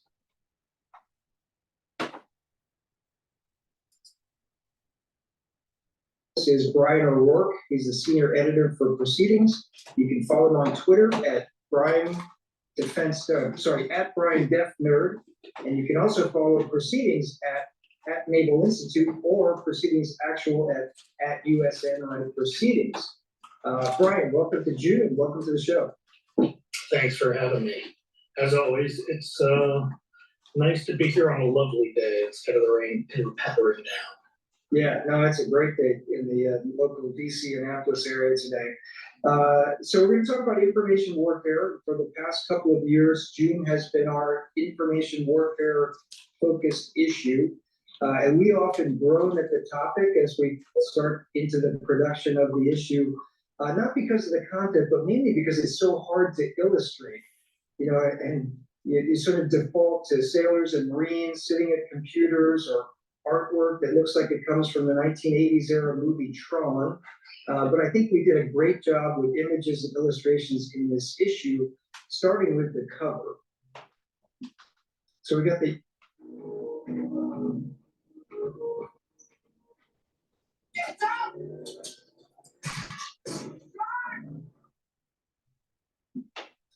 the USS Benfold DDG on the cover. This was a collaboration conversation with Karen Eskew, who is our design chief, who does a phenomenal job making every issue of Proceedings and Naval History just look fantastic. But Benfold is sort of sailing off into stormy, weather and skies that are digitized, if you will. And so I think that this one just came out, fantastic. I was so excited. She was struggling, and then she and I were texting back and forth, and then she put this together and she sent it, and she said, "What do you think? Is it okay?" I was like, "That's perfect." And the CEO, the current EXO, and soon to be CEO of the Benfold, reached out through our editorial board new chairman, Devere Crooks, and she's a friend of his, and said, "Hey, can we get a high-res copy of this? We'd love to have it framed and hanging in the ship." So we're working on that as well. Nice to do that. Let's talk about the winners of the IWSA contest. As I mentioned, that contest is sponsored by Booz Allen, and they've been sponsoring that for a couple of years now. We thank them for that. We got, 60, 70 essays in this contest this year. It was very well responded to, some really quality essays. And the three winners, first prize was taken by Doug Bryant. The title is "Get Serious About the Science of Influence." And I'll read a little bit from the opening paragraph. Quote, "The U.S. national security apparatus has bet big on its ability to influence Beijing's behavior to deter or delay conflict. It's a risky bet, potentially blind, because there is strong evidence that foreign-directed influence does not move unsympathetic audiences." So that's just, we hear about foreign influence campaigns and information warfare and, chatbots and fake Facebook accounts and all these kinds of things. But Doug Bryant is basically saying, you know what? We don't have really good science to back up the idea that they're really effective. What are your thoughts on this one, Brian? First, Doug's a very smart guy. He talks a little above my level, but in a way I can access, meaning, like stuff I never thought of. And I think this article has a lot of that going on for it. I think, it was easy. I think we all initially misread this a little bit as, so don't do. We don't need these influence operations. And I think if a reader at home interprets it that way, it would be a mistake. It's clear he believes in it. It's clear he believes there's value in it, but he's saying we don't have evidence of which parts of it have the value and which parts of it are a waste of time. And we're not used to, in Proceedings in the Naval Institute, we're used to it, but as a general conversation, we're not used to people having nuance anymore. We're also not used to, again, we are at Proceedings and in the Naval Institute, but in general, we're not used to people being persuasive. We're used to people asserting, and I found this article very persuasive. Yeah, that's a good way to put it. Yeah, and it's kind of an article that it doesn't have a lot of, hey, we should specifically do A, B, C, D, E, right? It's more a wake-up call that, the science is still out on this topic. And to your point, I think Doug Bryant believes that the U.S. should be involved and should have the capacity to do influence operations. But he's also saying we can't discount foreign influence operations. It's just hard to measure right now. And DoD hasn't really invested very much in doing some scientific peer-reviewed studies of what works and what doesn't. And I think that's kind of his main recommendation at the end is we just need to study this more. We actually need to spend more, not on the hype, but on the actual science and see what works and what doesn't work and how do you target audiences. And particularly on the, I think what stood out for me is, as I read it again this morning, the word unsympathetic audiences, right? It's not that hard to get a sympathetic audience that's already predisposed to think in one direction or another to beat their chest a little bit more on that topic. But, you know, getting the Chinese people who are largely have been told all their lives that Taiwan is Chinese territory and ought to be part of the mainland China again, trying to dissuade them from that thinking is going to be really hard. Right. Or to dissuade the average Chinese person from thinking about the South China Sea and the 9-dash line as anything other than China's blue territory. That's a tall order for a U.S. influence operation. So, yeah, he's clear. A lot of what we're doing probably isn't working, and he's clear to some degree. He is saying don't do them, but he's not saying don't do any of them. He's saying shotgun approach doesn't work because we have no idea which of these are worthwhile. We can speculate in some cases pro or con, but until we figure it out, we are spinning our wheels with a lot of things and we don't know which wheels are spinning. Yeah, good way to put it. Move on to the second prize winner. It's titled Preparing the U.S. Cyber Force for Extended Conflict by Jason Vogt, Kendrick Kuo, and Dan Grabarczyk. They're all up at the Naval War College in Newport. This is also a terrific piece, and it draws on, it looks very closely at what's happening in Russia, Ukraine, and how cyber forces have been used there by both sides, and the fact that this is now, not a shock and awe 2-week long war. It's an extended, we're in month 30 or so of this conflict, or rapidly approaching month 30 of the conflict. So I'll read a little bit from that one. He just says, in the early phase of the conflict, Russia used elite cyber operators to conduct complex cyber operations in support of its military objectives. The pace of these operations waned, however, as Russia expended its exquisite network accesses, leaving it with limited capabilities as the war moved into a protracted state. And then he contrasts that with Ukraine's cyber capabilities, which were less sophisticated at the outside, but over time, a largely volunteer force coalesced in support of Ukraine, which made it very difficult for the Russians to have any more gains in the cyberspace. So this one, I love this article, and I'm so happy when I see authors do it, sort of really a deep stare at what's happening in Russia, Ukraine, because that is the model for so many sort of new ways of warfare, cyber being a significant part of it, unmanned and drones and that sort of thing being another part of that conflict that we're learning a lot from, right? We can take lessons from and continue to study. But I don't know, any thoughts on this one for you?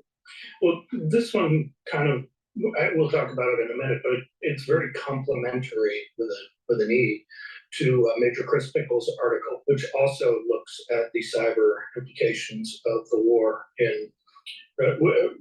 in Ukraine with Russia. I think both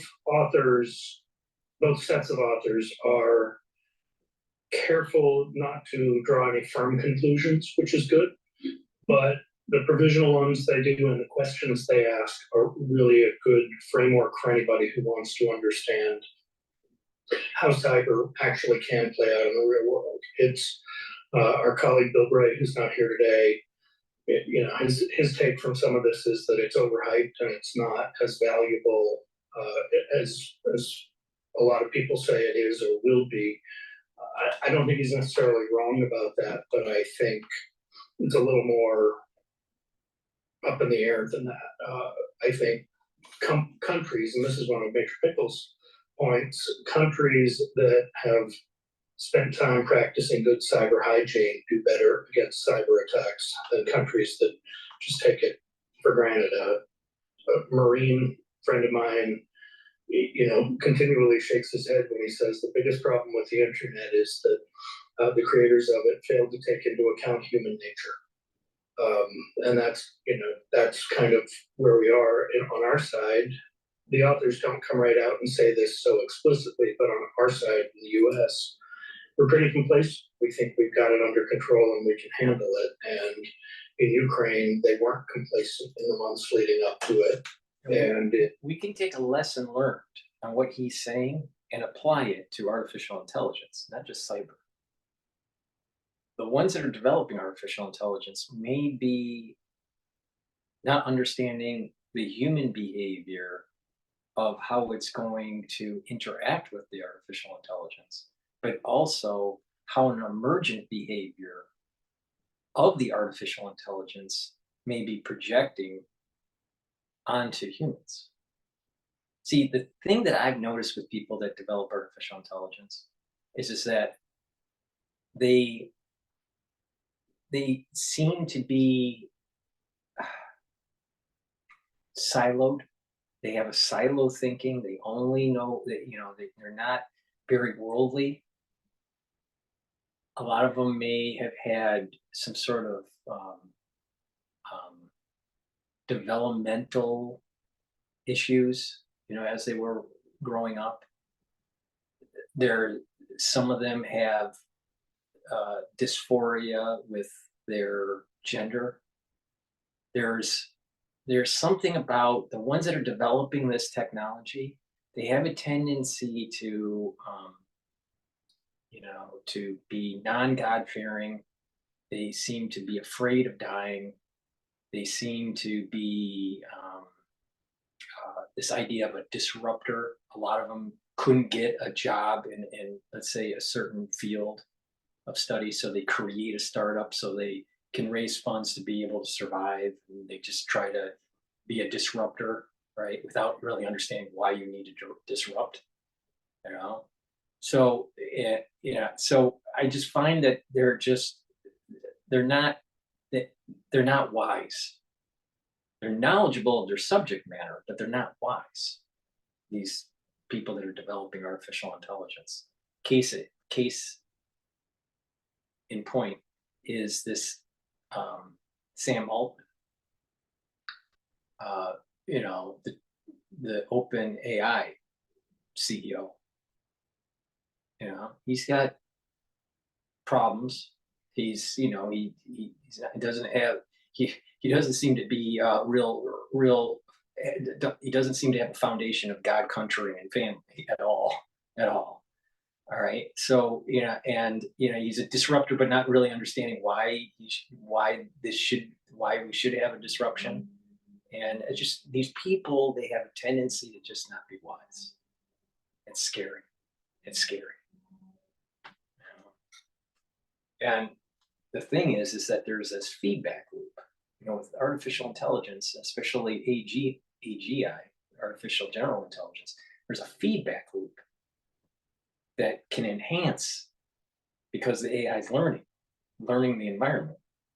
So there's a runaway effect. And we don't fully understand on how humans will interact with AI and how AI will interact with humans, because there is going to be at least a perceived consciousness. Now, is there a reality of consciousness? I mean, that's a big philosophical discussion. Is consciousness even real, even for humans? Or is it just a perceived reality? Who knows? But there's a lack of wisdom with these people, and they have a similar mindset that come from the Singularity Institute. They're afraid to die.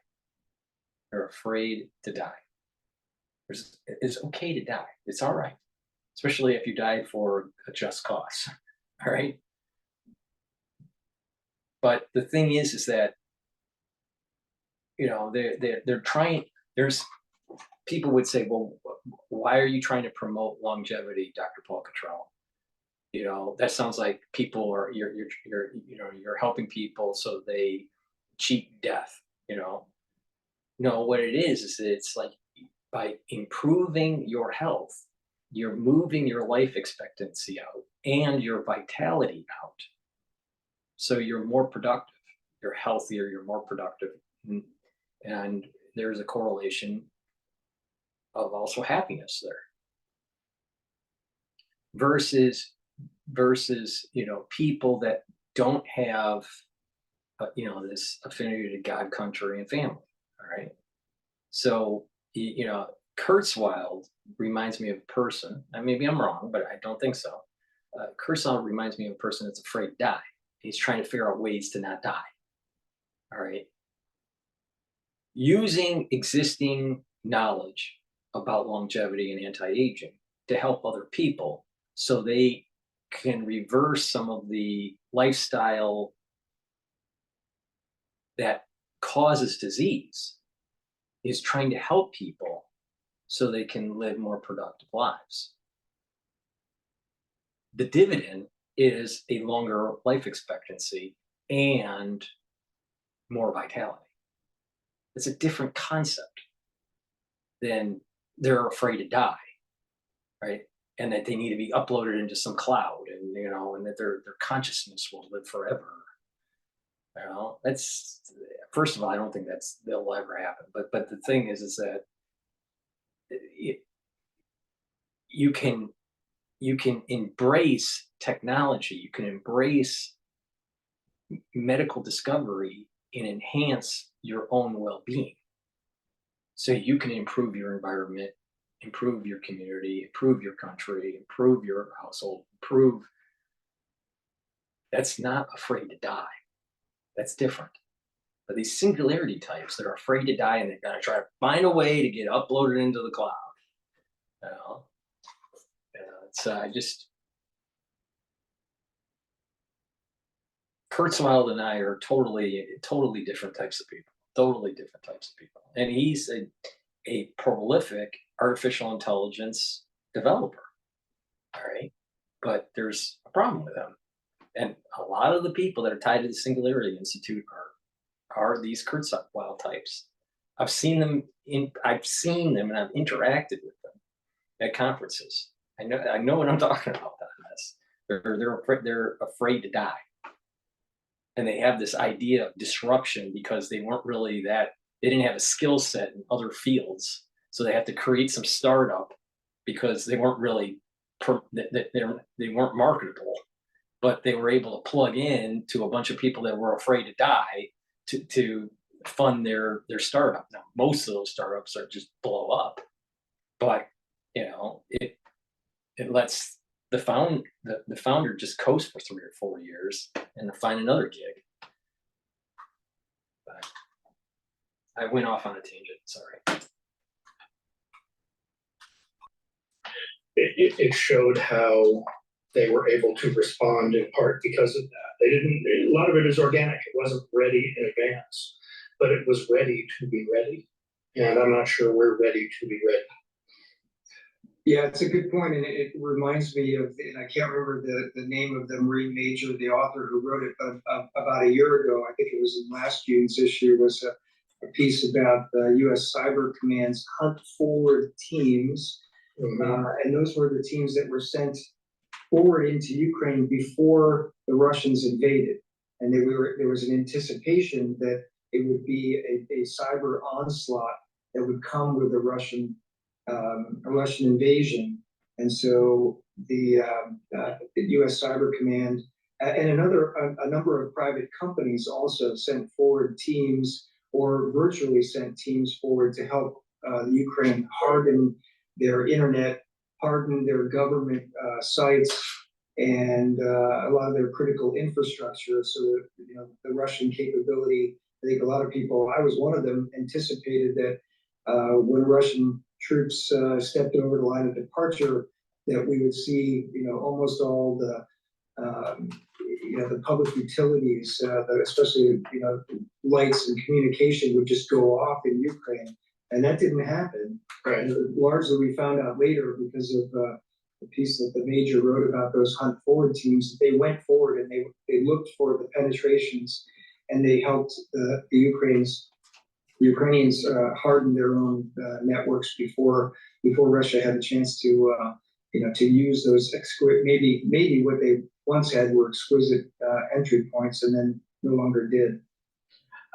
I'll add that if any of our viewers or listeners think I'm way off base on the "we're not ready to be ready" based on what I read, I'd love to hear from you.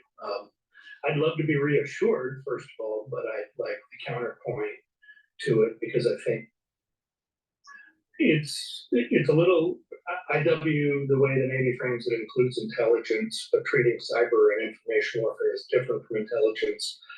The similarity is the people who do it are constrained in what they feel or legally can say and not say. But to the extent anybody can, with regard to classification and common sense and prudence, can tell us a little bit more about how we are in fact ready, how the doomsday scenarios may be overstated. That'd be great. That would make an excellent letter, and it would make an excellent article in proceedings. And I'd encourage them to start with this article, this IW article, second prize, as a framework to say, yes, they've got it right, and. Yeah. I'll just sort of put a cap on this one with some of the recommendations that the authors make. So they say that 3 things that DoD should do: expand the size of Cybercom's active duty offensive cyber force by shifting more defensive missions to the reserves. So they make the point that the offensive capability, what the Russians did early on with their elite cyber forces, we need that, but those are kind of exquisite, high demand, low density forces. And in order to develop those forces, Cyber Command has to kind of shed some of its defensive missions to the reserves. Second one was establish the National Guard as the primary DoD entity responsible for DoD operations related to U.S. critical infrastructure protection. So again, drawing on the Guard and the Reserve for more of that homeland defense mission. And then the third one was develop plans and build infrastructure to operationalize a volunteer cyber force. So that one, I'm waiting for some letters and responses to that. It is the model, and this is taking lessons from what we saw in Ukraine, but it's been the Ukraine model. There's been a huge volunteer and almost a global volunteer cyber force that has helped the Ukrainians. And so that's what the authors are drawing on here, is like, how do we get the civil militia to help us protect and conduct cyber operations in time of war. So those are the recommendations. It's a great article. Second prize winner. Another thing to extrapolate on with what he's saying is how the Trump assassination attempt happened and how citizen journalists were able to triangulate and do metadata with different videos and drawing diagrams and CAD files of different angles, at different positions, within that whole rally landscape. So you kind of see this happening in kind of the citizen journalist movement. For Barczyk and Quo and Jason Vogt, they did a great job with that one. You were the editor on the third prize winner by the author whose name I want in my next book. I want to be this guy. So Major Stone Holden is his name, and I think we can all agree it would have been a waste for him to be in any other armed force besides the Marine Corps. Stone wrote about the title is The Soft Cyber Underbelly of the U.S. Military. And what he's writing about is the vulnerabilities that we don't recognize. Hamas is his model, the Hamas preparations for the October 7th attacks into Israel. And he basically starts from the premise that Hamas was socially engineering things for that for months and years ahead of time. They were creating useful apps that there was malware in. They were gathering information from people. They had rocket warning apps that were designed to mislead. They hacked billboards, digital billboards, to put up messages that were problematic. They were very, very well prepared, both on the information pushing and on the information gathering. They did it in part by flying below the radar. They delivered useful services, and many people had essentially intelligence sharing devices in their pockets. He uses that as a way of warning us that these things are possible, that even sophisticated users were taken in by this. There's a predisposition to trust certain things, and when an app proves useful, it trusts, or people trust it rather. It seems trustworthy, and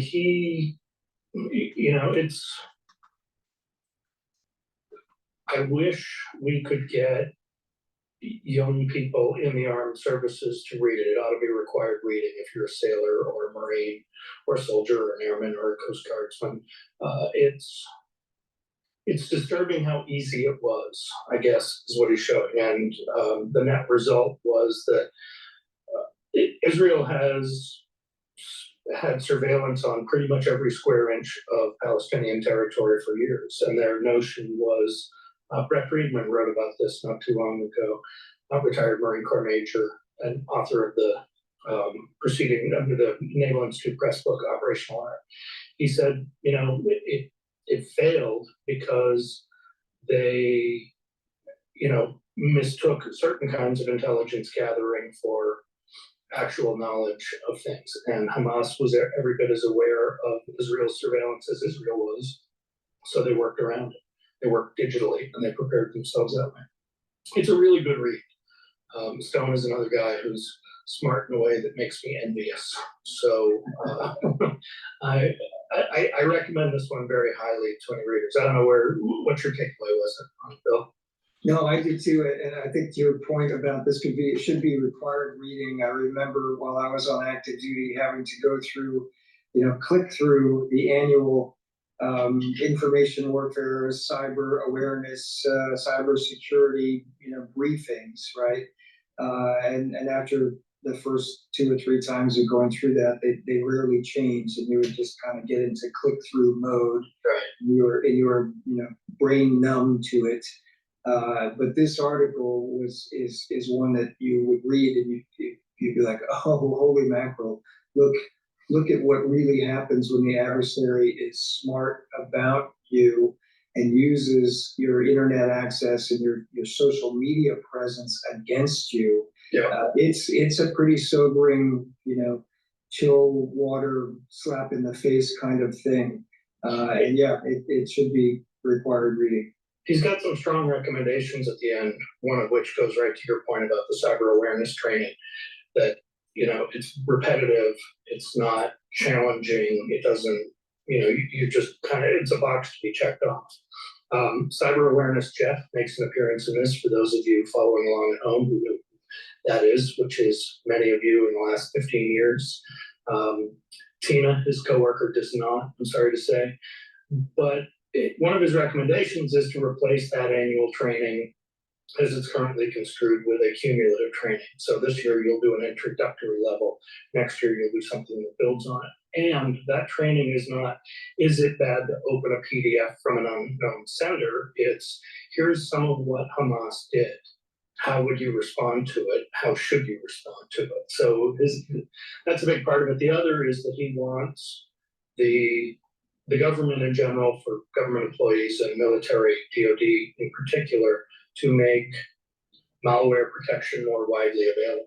It's one thing to have it on your laptop in your command post or in CIC, but it's another thing entirely to not have it on your cell phone in your pocket.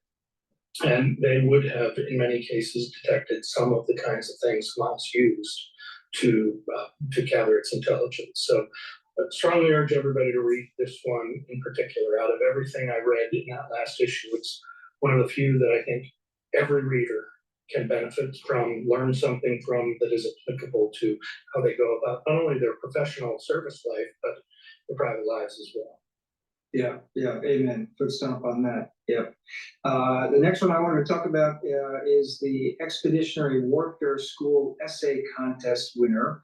And I just want to highlight the ongoing partnership we have with the Marine Corps' Expeditionary Warfare School, which is a highly competitive service school for mostly Marines, but there's also a joint component and an international component in the class. 200 plus students every year. It's one academic year, starts in July, August, and ends in May, June. And it's down at Quantico. And some of the very best, you know, it is a, you know, you have to be selected for this school. It's a very selective school. And every year they have to, you know, as they go through the academic year, they have to write for the course, and there's an essay required. And the staff at EWS sends us the top 10 or so essays in the springtime, and then we pick the winner and we publish it. So this year's winner was Marine Corps Captain Daniel Page. He's a Marine Corps helicopter pilot. The article, it is a quintessential proceedings article in that it looks at a very specific tactical problem and offers really good recommendations. So it's titled "Returning with Ordnance Requires Special Deck Markings on LPDs." So the amphibious transport docks, the San Antonio class ships, when helicopters are coming back to those ships, and if they've got hung ordnance or they've got ordnance that they didn't expend, they have to use something called the alpha approach, which means that they have to land canted or at an offset from the center line. And there are deck markings on the helicopter deck, the flight deck of those ships, for regular returnings, regular landings. But for coming back in the alpha approach with ordnance, there aren't any special deck markings for them. And so Captain Page just points out, one, it's harder to come back and approach in that direction where you're not lined up with the keel, the center line of the ship. But two, when you do that, the normal, you know, it's only 23 feet between the main rotor tip blade or rotor blade tips on a regular landing. But when you do the alpha approach and you have to land canted, you actually reduce that margin of error by 10 feet, by a little over 10 feet. So he basically just recommends, you know, hey, this is what the flight deck markings look like, and here's how I would change them. And he, you know, provides a little bit on the cost of what that might take. But it's a really good piece, and I read it and it's like, wow, that makes brilliant sense.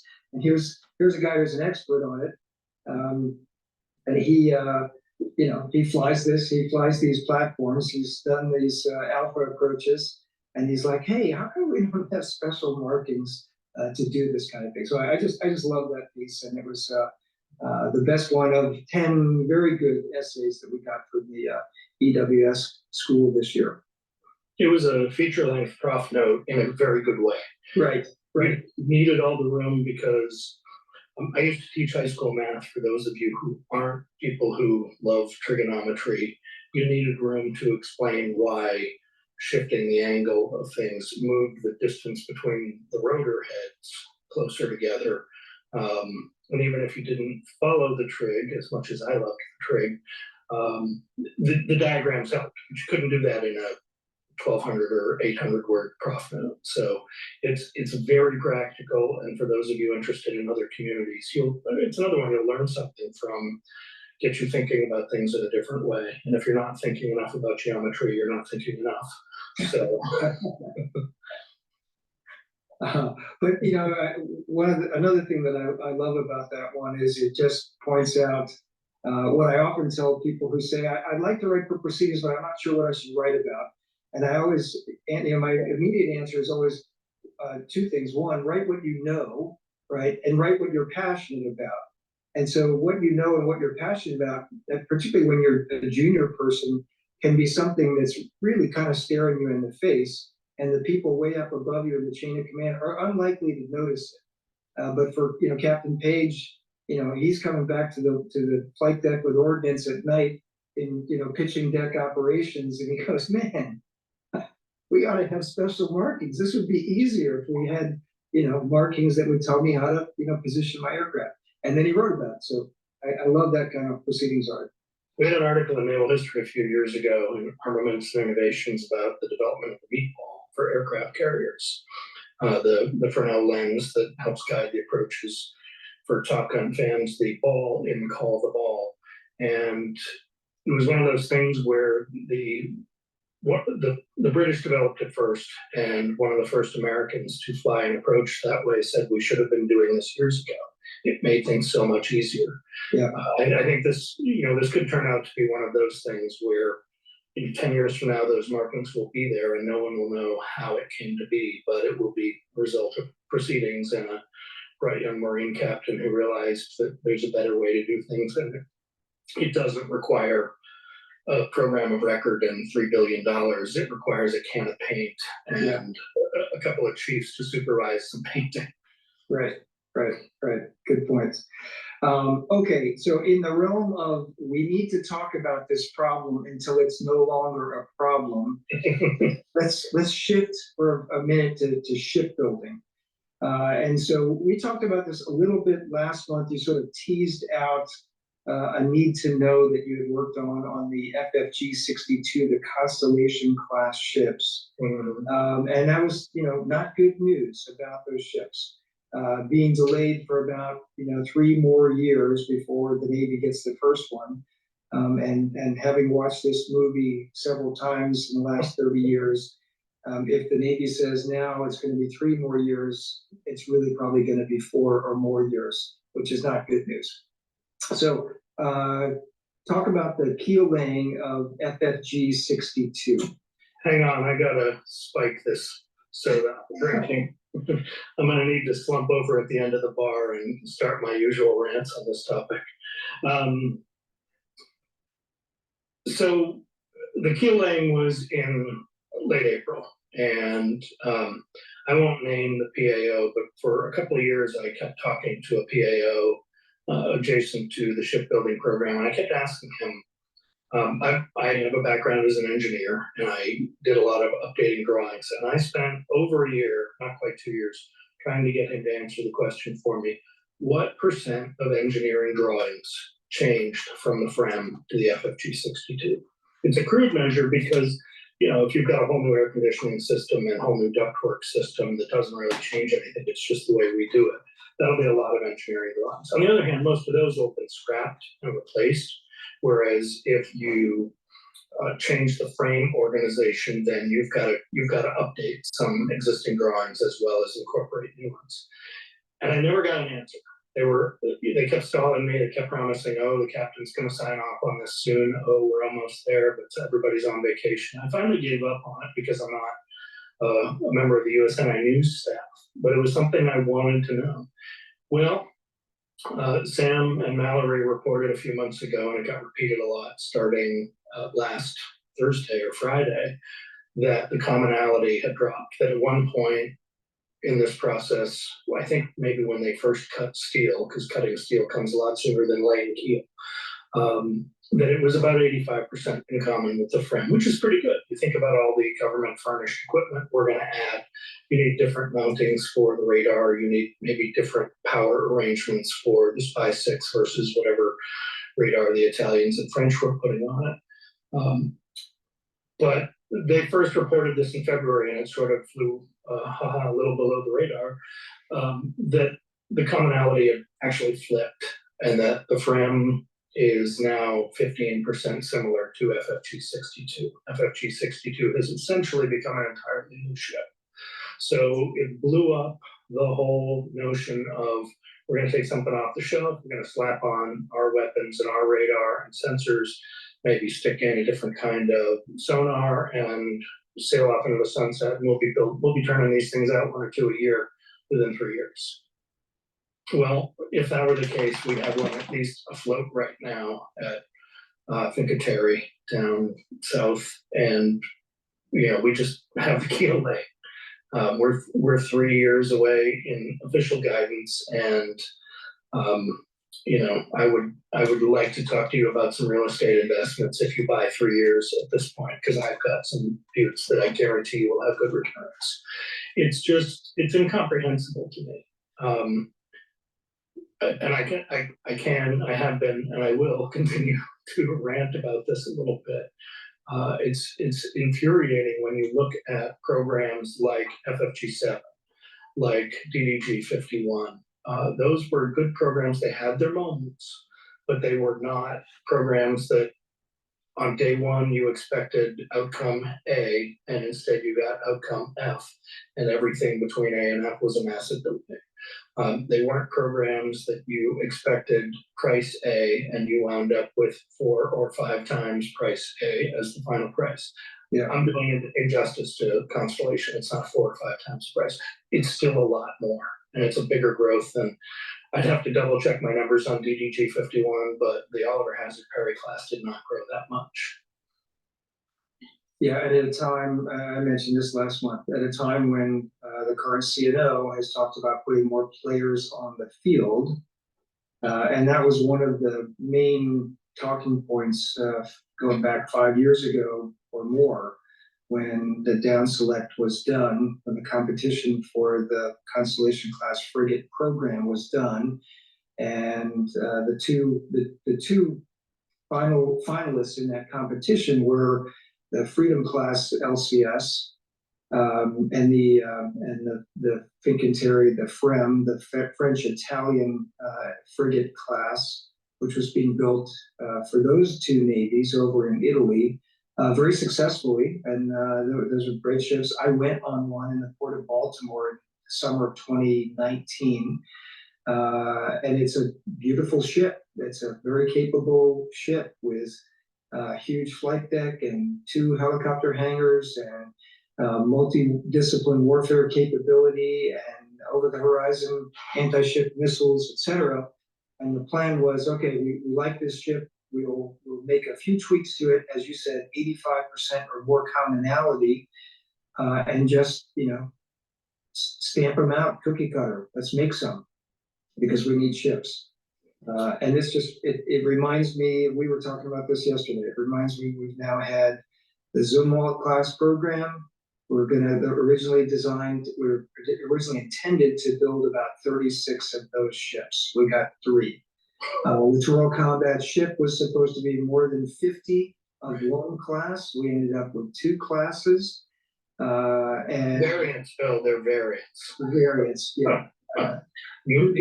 They're 2 different classes. I know. Sorry. Dismissals are marvelous. No, I know, because the Navy insists that we call them variants of LCS, not classes, but the Freedom and the Independence, they're vastly different ships. They're different classes of ships. One of my children is a variant of the other. I mean, that's the logic of that sentence. Right. We were supposed to get, 36 of them. We're decommissioning them almost as fast as we build them. And even the Virginia class submarines, we're hearing from submariners close to us that even that program, which I think is a very successful program, has built incredibly capable submarines. They're still not getting them. We're 15, 20 years into the production of the Virginia class, and we're still not building them as fast as they were supposed to be built. So one of our authors and former Ed Board members is on one of the newest Virginia class boats, and it was delivered 2 or 3 years late.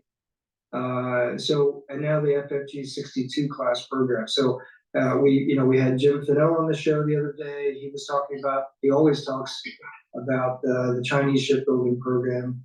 It slowed down a little bit because of COVID, but they're still commissioning more ships, building up the numbers. Their fleet numbers continue to rise.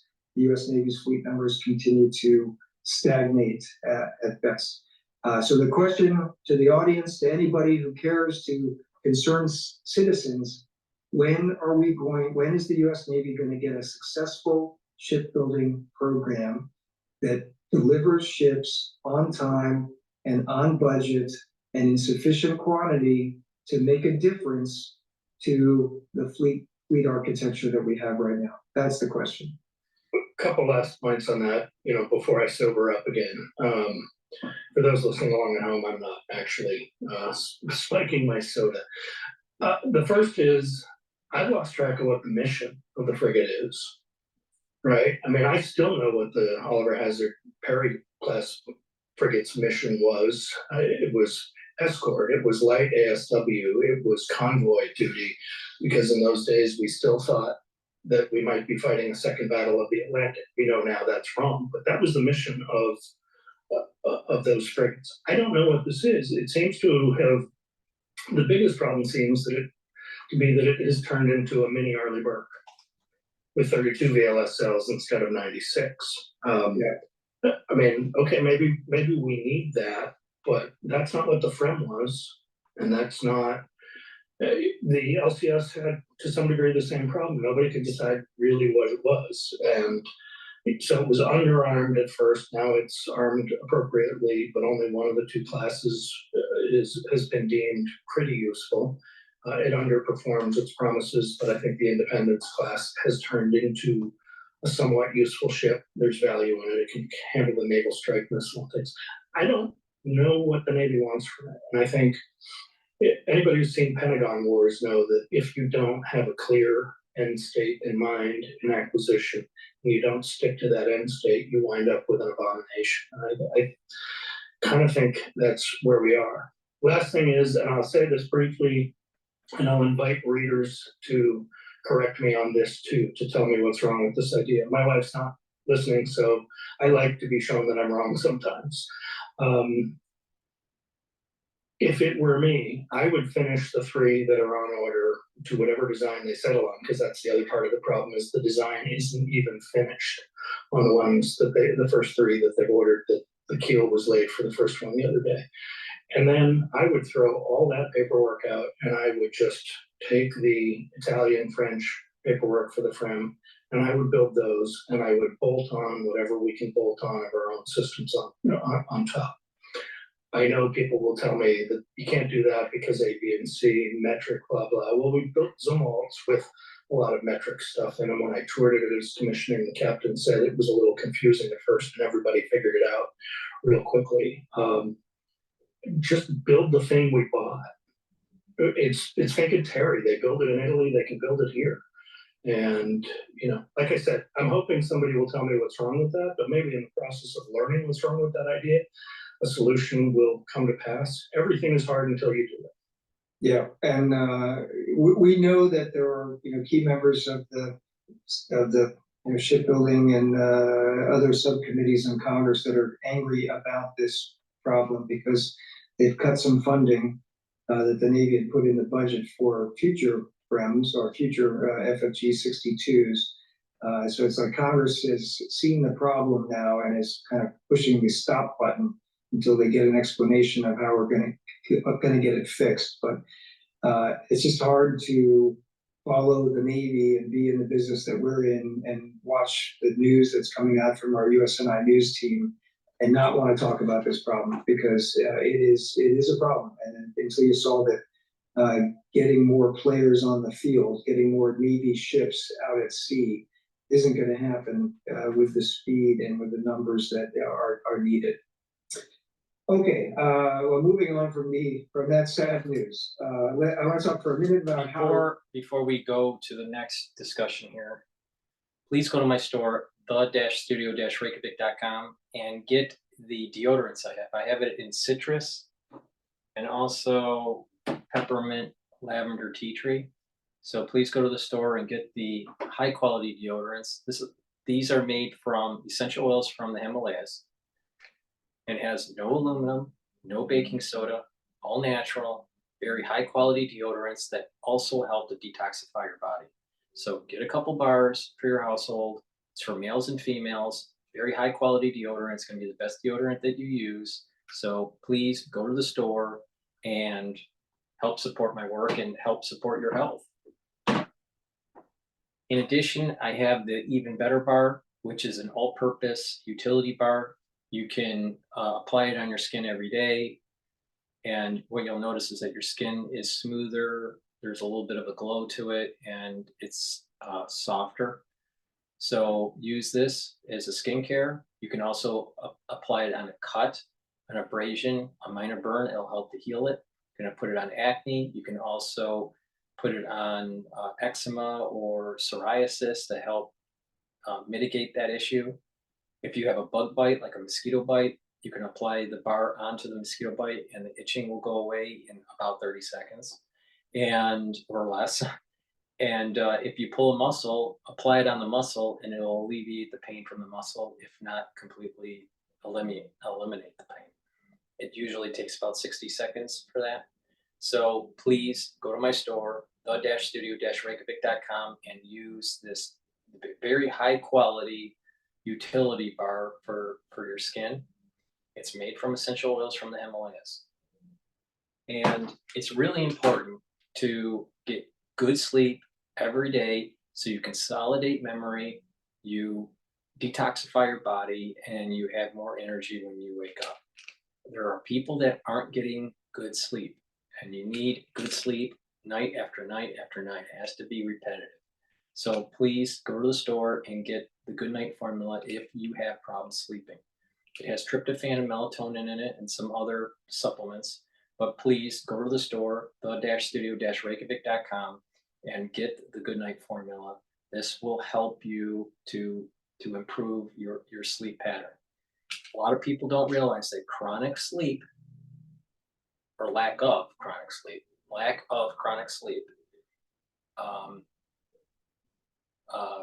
will increase the toxins in your body, because you need deep sleep to detoxify your body. So if you're not sleeping, you're not getting those 3 cycles of REM sleep, the toxins start to build up in your body, your memory doesn't consolidate, and you're not going to have energy. And it being chronic, you're going to start seeing neurodegeneration. So you don't want that. You want to sleep. Good sleep is a major pillar for anti-aging and to just have proper health.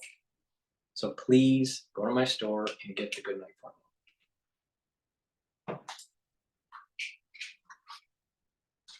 For proceedings, because I've had some questions recently from folks, particularly young JOs and a couple of midshipmen who said, "Sir, I'm interested in writing for proceedings, but it's hard for me to figure out how to do it." So we're going to show the web page, and I can tell you how to get there.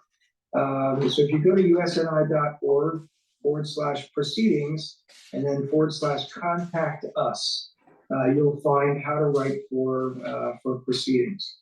And there's all sorts of instructions there on feature articles and professional notes.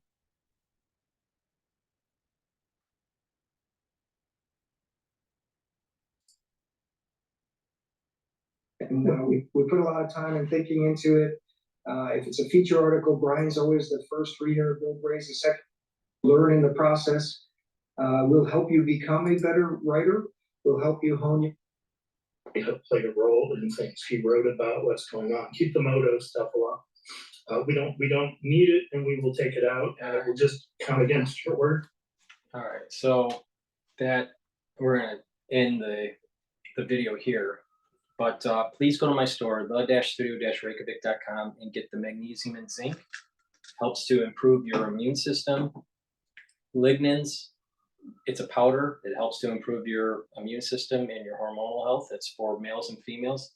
Very important, especially in the aftershock of 2020, where cancer incidences are going up. So we need to boost up our immune system so we are able to mitigate those problems.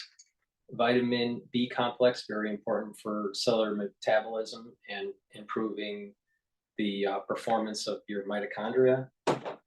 And lastly, omega-3, very important for cardiovascular health.